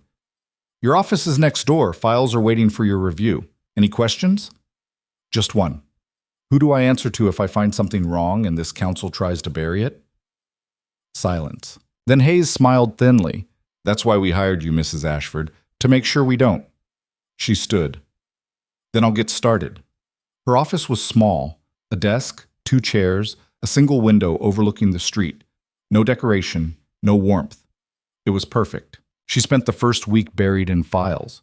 Contract proposals, budget reports, expenditure records. Everything was meticulously documented and completely opaque, designed to look legitimate while hiding the truth beneath layers of bureaucratic language. She'd seen it all before, just on a larger scale. By the end of the week, she'd identified 3 contracts that warranted deeper investigation. One for road construction that seemed to be overpaying by 30%. One for textile supplies to city institutions that was routing through a suspicious middleman, and one for waste management that had ballooning costs with no explanation. She compiled her findings into a report and submitted it to the council. The response came 2 days later. Hayes called her into his office. He looked tired. "Your report raised some eyebrows," he said. "Good." "Not good. These contracts involve some very influential people." Then they should be able to explain the irregularities. Hayes rubbed his temples. Mrs. Ashford, I admire your thoroughness, but you need to understand the political realities here. These aren't just contracts, they're relationships, favors, compromises that keep the city functioning, or keep certain people rich while taxpayers fund it. That's a cynical view. It's an accurate view, he sighed. I'm not asking you to ignore the problems. I'm asking you to be strategic about how you address them. Choose your battles. Eleanor leaned forward. Counselor Hayes, with respect, I didn't take this job to choose battles. I took it to win them. Something flickered in his eyes. Respect, maybe, or fear. Very well, he said. I'll schedule a hearing for next week. You'll present your findings, but understand, these people will fight back. Hard. Let them. The hearing was scheduled for the following Thursday. Eleanor spent the intervening days preparing. She cross-referenced every figure, verified every claim, built an airtight case. She worked late into the nights, sometimes falling asleep at her desk, waking with papers stuck to her cheek. Iris noticed. Mama, you're tired all the time, she said one evening at dinner. I'm just working hard, sweetheart. Like you used to at Papa's house? Eleanor paused. No, this is different. How? Because this time people will actually see the work I'm doing. Iris considered this. That's good, right? Yes, but it's also scary. Why? Because being seen means being judged, and I don't know if I'm ready for that. Iris reached across the table and took her mother's hand. I think you are. Eleanor felt tears prick her eyes. Thank you, love. Mama? Yes? I'm proud of you. The tears spilled over. She couldn't speak, just squeezed her daughter's hand and nodded. Thursday arrived cold and clear. The hearing room was packed. Counselors, contractors, reporters, citizens. Everyone wanted to see what the infamous Lady Ashford would say now that she had official power. Eleonora walked to the front of the room, carrying her files, and faced the assembled crowd. Hayes called the session to order. Mrs. Ashford, you've raised concerns about 3 city contracts. Please present your findings. She opened the first file. The road construction contract with Brennan and Sons shows costs 30% higher than comparable projects. When I requested itemized expenses, I was told the information was proprietary. That's not acceptable for a publicly funded project. A man in the front row stood. I'm Marcus Brennan. My company has been building roads in this city for 20 years. Our costs reflect quality work, not corruption. Then provide the itemization. Our methods are trade secrets. Your methods are paid for with public money. That makes them public record. Murmurs ran through the room. Hayes intervened. Mr. Brennan, can you provide the requested documentation? Marcus's face reddened. This is harassment. This is oversight, Eleonora said calmly, which is my job. We'll provide the documentation, Marcus said tightly, within the week. Thank you. Eleonora moved to the second file. The textile contract is being routed through a company called Riverside Imports. However, Riverside Imports is registered to an address that doesn't exist. The warehouse they claim to operate from has been empty for 3 years, and the proprietor, listed as James Hendrick, died in 1884. Stunned silence. A woman in the second row stood. That's impossible. We've been working with Riverside for 6 months. You've been working with a shell company designed to skim funds from legitimate purchases. I've traced the money. It's going to an offshore account controlled by persons unknown. Do you have proof of this? Hayes asked. Eleonora pulled out a stack of documents, bank records, property registries, death certificates, yes. The room erupted in noise, people shouting questions, demanding answers, accusing each other. Hayes banged his gavel. Order! Mrs. Ashford, continue! She presented the third case, the waste management contract with inflated costs and suspicious billing. By the time she finished, the room was in chaos. Hayes adjourned the hearing and asked Eleonora to remain. When the room had cleared, he looked at her with something between admiration and exhaustion. You've just made a lot of powerful enemies, he said. I know. Was it worth it? Ask me in 6 months. He laughed, a real laugh, surprised out of him. You're either the bravest person I've ever met or the most reckless. Can I be both? Apparently. He stood. The council will vote on how to proceed with your findings. I'll let you know the outcome. When? Soon. That's not an answer. It's the best one I have. Eleanor left the chambers feeling hollowed out. She'd done it, stood in front of everyone and told the truth, but she had no idea if it would matter.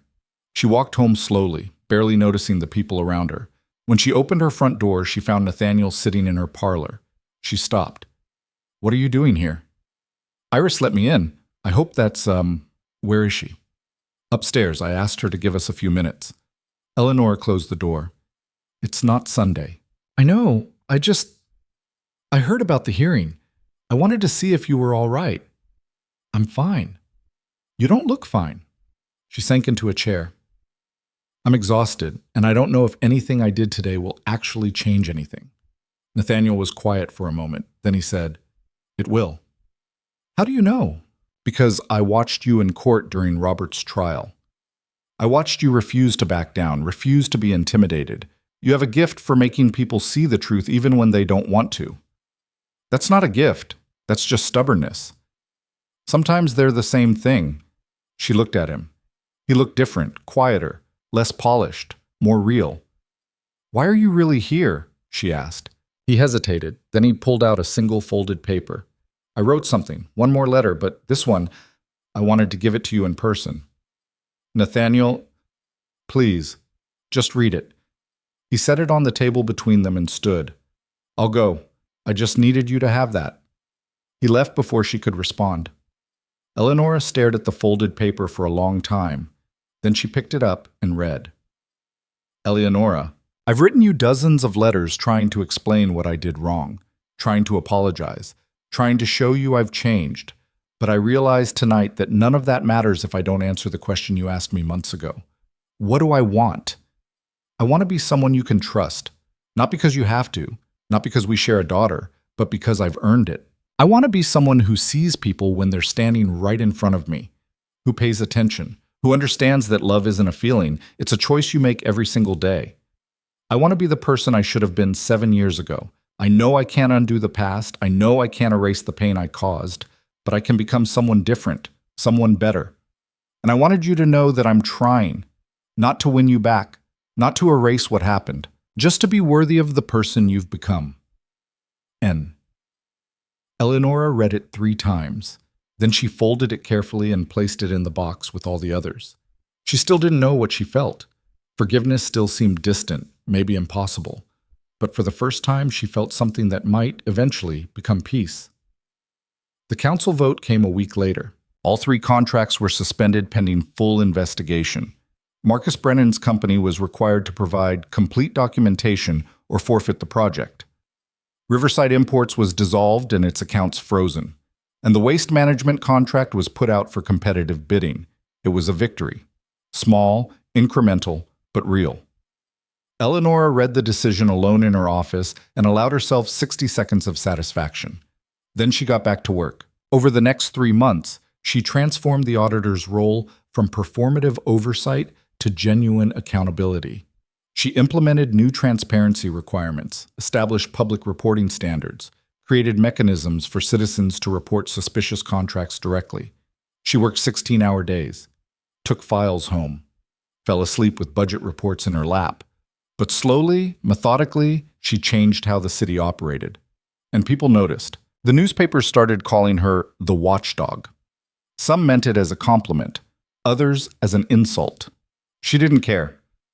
6 months into her appointment, Hayes called her into his office again. "Sit down, Mrs. Ashford." She sat. "I've been hearing complaints," he said. "I imagine you have. Contractors are threatening to pull out of city projects. They say you're making it impossible to do business here. I'm making it impossible to do dishonest business here. There's a difference. Some members of the council want to remove you from your position." Eleanor's stomach dropped. "I see.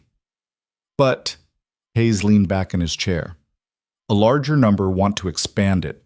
They're proposing to create an Office of Public Accountability, a full department, not just one auditor, with you as director."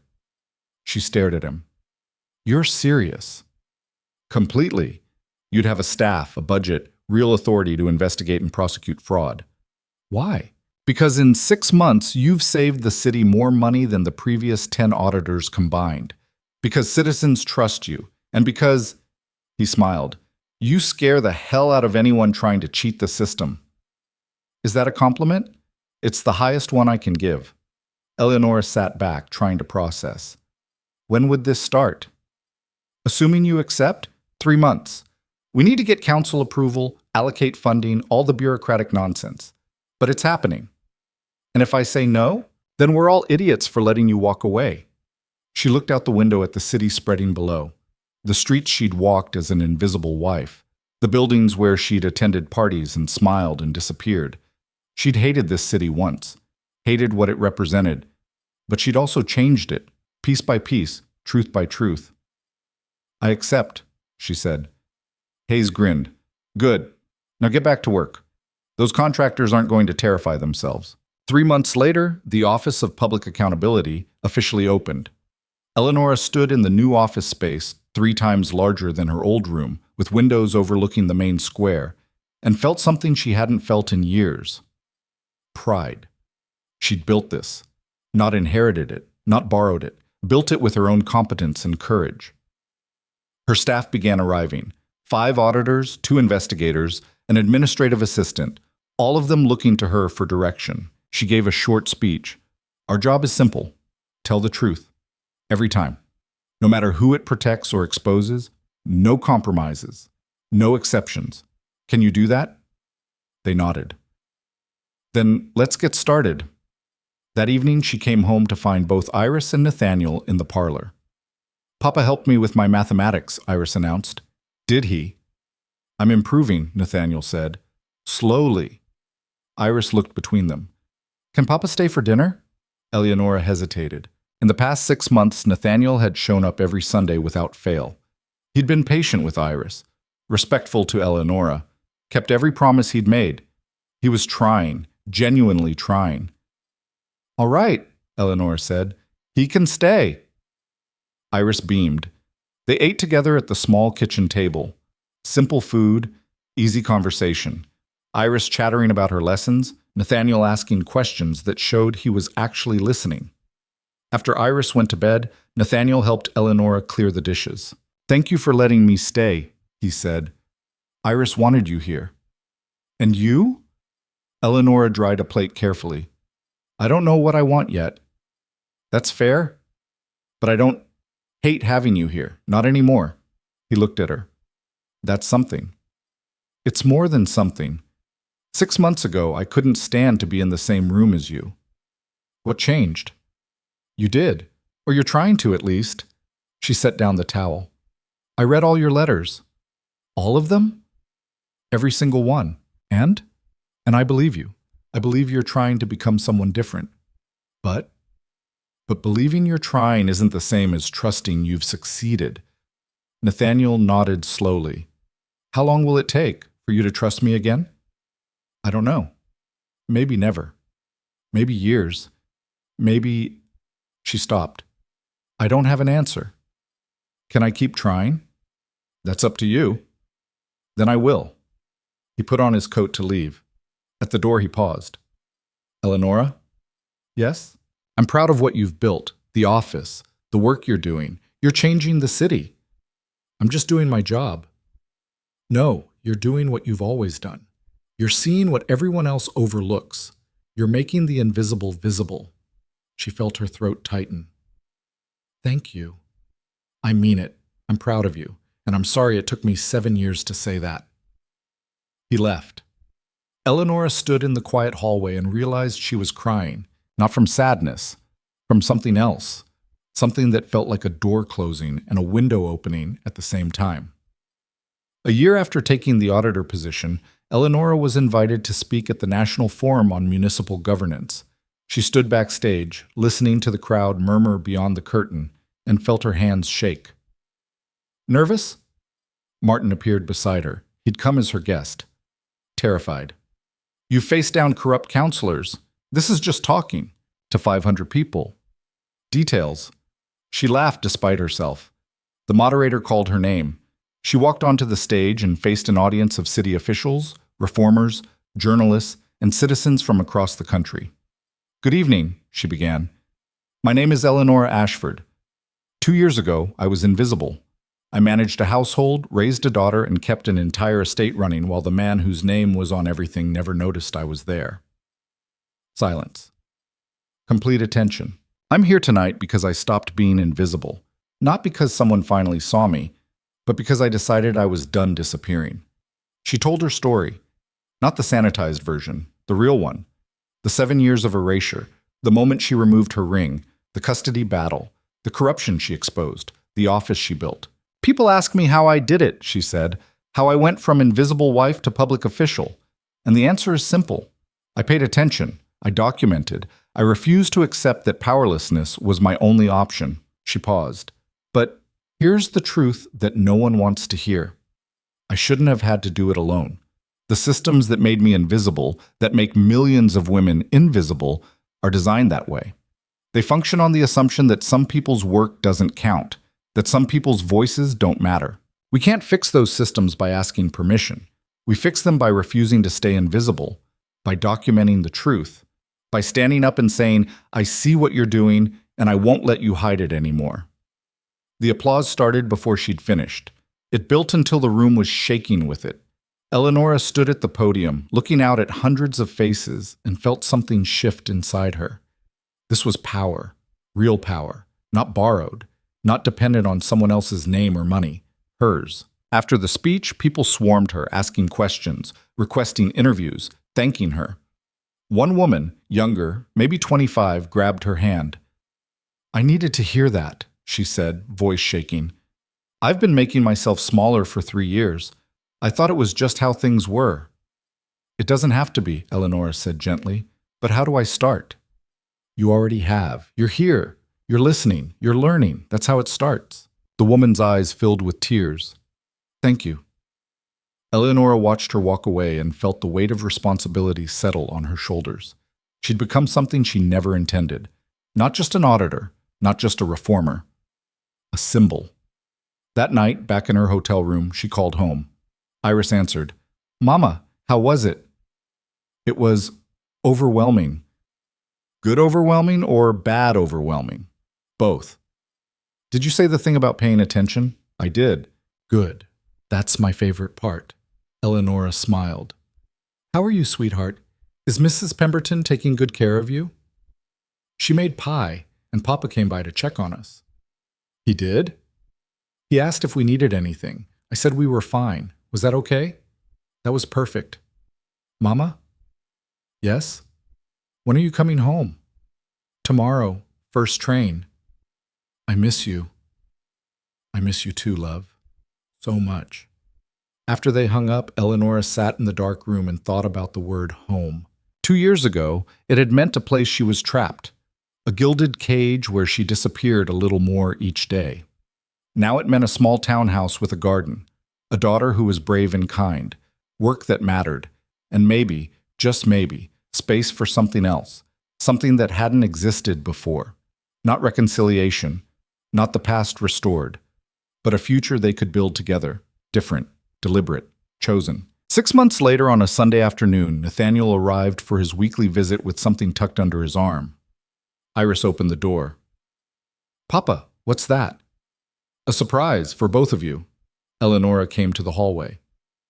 "What kind of surprise?" He pulled out a wooden sign, hand-painted and carefully lettered. The Ashford Garden. Iris and Eleonora. "I made it," he said, "for your strawberry patch. I thought it should have your names on it, since you're the ones who planted it." Iris squealed and grabbed the sign. "Can we put it up now?" "That's up to your mother." Eleonora looked at the sign, at Nathaniel's uncertain expression, at her daughter's delighted face. "Yes," she said quietly. "We can put it up now." They went to the garden together. Nathaniel dug a small post hole while Iris supervised enthusiastically.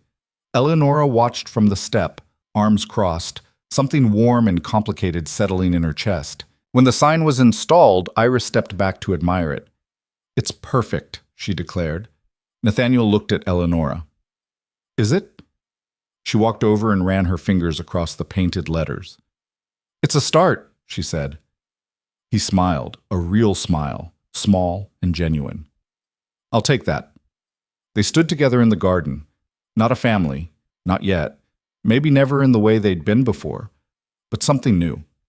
Something built on truth instead of illusion. Eleanor looked at the strawberry plants spreading across the garden, green and alive and growing. She'd planted them 8 months ago, right after leaving the estate. They'd seemed impossible then, too fragile, too small. But she'd tended them, watered them, waited, and now they were thriving. A year later, the city unveiled a new public square. It was named Ashford Commons, in recognition of Eleanor's work reforming city governance. The ceremony was massive. Hundreds of people gathered, speeches from councilors and citizens, a brass band playing. Eleanor stood at the podium with Iris beside her and looked out at the crowd. 2 years ago, she said, I walked out of a life where I was invisible.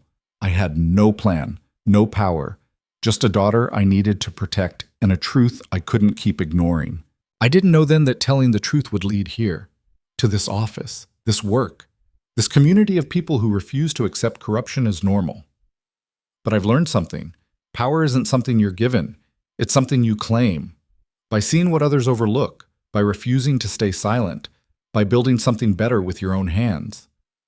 She looked down at Iris, who was watching her with shining eyes. My daughter taught me that. She taught me that being brave doesn't mean being fearless. It means being scared and standing anyway. So this square, this space, isn't named for me. It's named for everyone who's ever felt invisible, who's ever been told their work doesn't matter, who's ever had to fight to be seen. This is for you, for all of us. A reminder that we built this, and we can build more. The applause was deafening. After the ceremony, Nathaniel approached carefully. That was a beautiful speech, he said. Thank you. Can I walk with you, just for a moment? Eleanor glanced at Iris, who was running around the new playground with other children. All right. They walked to the edge of the square, where a small garden had been planted. I've been thinking, Nathaniel said, about the letters I wrote, about everything that's happened. And I want to ask you something, not as your husband, as someone who's trying to understand. What? Do you think people can really change, fundamentally change? Eleanor was quiet for a long moment. I think people can choose to change, she said finally, but change isn't a destination, it's a practice, something you do every single day. Have I changed? She looked at him, really looked, saw the man who'd been blind for 7 years and was still learning to see. You're trying, she said. That's not nothing. But I don't know if trying is enough. For us, for what we were. He nodded slowly. What if we weren't trying to rebuild what we were? What if we built something completely new? Like what? I don't know. Partners, maybe. Co-parents who actually respect each other. People who choose to be in each other's lives because we want to be, not because we're legally bound. Eleanor felt something shift in her chest. That's not marriage. No, it's something else, something honest. She studied his face. You'd accept that? Never getting back what we had? What we had wasn't worth getting back. It was built on my blindness and your invisibility. He paused. What we could build now, that might actually be real. Eleanor looked out at the square, at the people gathering, celebrating, at her daughter laughing with new friends. I don't have an answer, she said. I'm not asking for one, just possibility. She turned back to him. Possibility I can give you, but nothing more. Not yet. Maybe not ever. That's enough, Nathaniel said quietly. That's more than I deserve. They stood together in silence, watching Iris play. And for the first time in 8 years, Eleonora felt something that might, eventually, become forgiveness. Not for what he'd done, but for what they both could become. 6 months after that, on a quiet Tuesday evening, Eleonora sat in her office, the director's office now, with windows overlooking the square that bore her name, and pulled out the wooden box. She opened it slowly. Inside were the photographs she'd almost thrown away. Her wedding day, the family portrait, the picture of Nathaniel asleep in his study. She looked at them now and felt nothing but distance. These people were strangers, playing roles they didn't understand, She set the photographs aside and looked at what else was in the box. The magistrate's commendation, the newspaper clippings, the letters from women she'd never met thanking her for showing them that standing up was possible, and at the very bottom, her wedding ring. She picked it up, turned it in her fingers, watched the light catch the diamond. For 7 years, this ring had been a weight, a symbol of belonging to someone who couldn't see her. She could sell it, throw it away, lock it in a drawer and forget it existed. Or she walked to her desk and pulled out a small velvet pouch. Inside was a different ring, one she'd bought herself 6 months ago. Simple gold band, no diamond, no engraving, just hers. She slipped it onto her right hand. The weight felt different, deliberate, chosen. Then she picked up her wedding ring and dropped it into the wooden box. Not hidden, not destroyed, just set aside. A reminder of who she'd been, and proof of who she'd become. There was a knock at her office door. "Come in." Iris entered, followed by Nathaniel. They were carrying a basket. "We brought dinner," Iris announced. "Papa said you'd be working late again." "I am, but I can take a break." They spread the food out on her desk. Bread, cheese, cold chicken, fruit. Nothing fancy, nothing performed, just real. They ate together, Iris telling stories about her day, Nathaniel listening and asking questions that showed he actually cared about the answers. And Eleonora sat between them, watching the light fade outside her window, and realized something. This was enough. Not perfect. Not the fairy tale she'd imagined at 21. But real. Honest. Built on truth instead of illusion. And maybe that was better than perfect. Maybe that was everything. After dinner, Iris fell asleep on the sofa in Eleanor's office, exhausted from her day. Nathaniel carefully picked her up. "I'll take her home." "Thank you." He paused at the door. "Eleonora." "Yes?" "I know I don't say this enough, but I see you, finally, completely, and I'm grateful." She felt tears prick her eyes. For what? For not giving up. On yourself, on Iris, on the possibility that people can become better than they were. He left before she could respond. Eleonora stood alone in her office, looking out at the city spreading below, lights flickering on as darkness fell. People moving through their lives, most of them invisible to each other. She thought about the girl she'd been, 21 and hopeful, marrying a man she thought she knew. She thought about the woman she'd become, 31 and powerful, standing at the center of her own life. And she thought about the future stretching ahead, unknown, unwritten, hers. She pulled out her notebook, the one she'd started 2 years ago, when she'd first decided to write something just for herself, and added a single sentence. "Today, I chose myself. Again." Then she closed the notebook, turned off the lights, and walked out into the evening. Tomorrow, she'd return to the work, the contracts to review, the corruption to expose, the truth to tell. But tonight, she walked home through streets that finally felt like they belonged to her. Past the square bearing her name, past the buildings where she'd once been invisible, past the estate she'd left behind. And with every step, she felt lighter, because she wasn't walking away from anything anymore. She was walking toward everything. A life built with her own hands, a daughter who knew her mother's strength, a city that had learned to see, and maybe, just maybe, a man who'd finally learned what it meant to pay attention. The ring on her right hand caught the streetlight as she walked. Heavy, deliberate, chosen. A symbol of the only person she'd ever needed to belong to, herself. And that, Eleonora thought as she opened her front door and stepped into the warmth of home, was enough. More than enough. It was everything.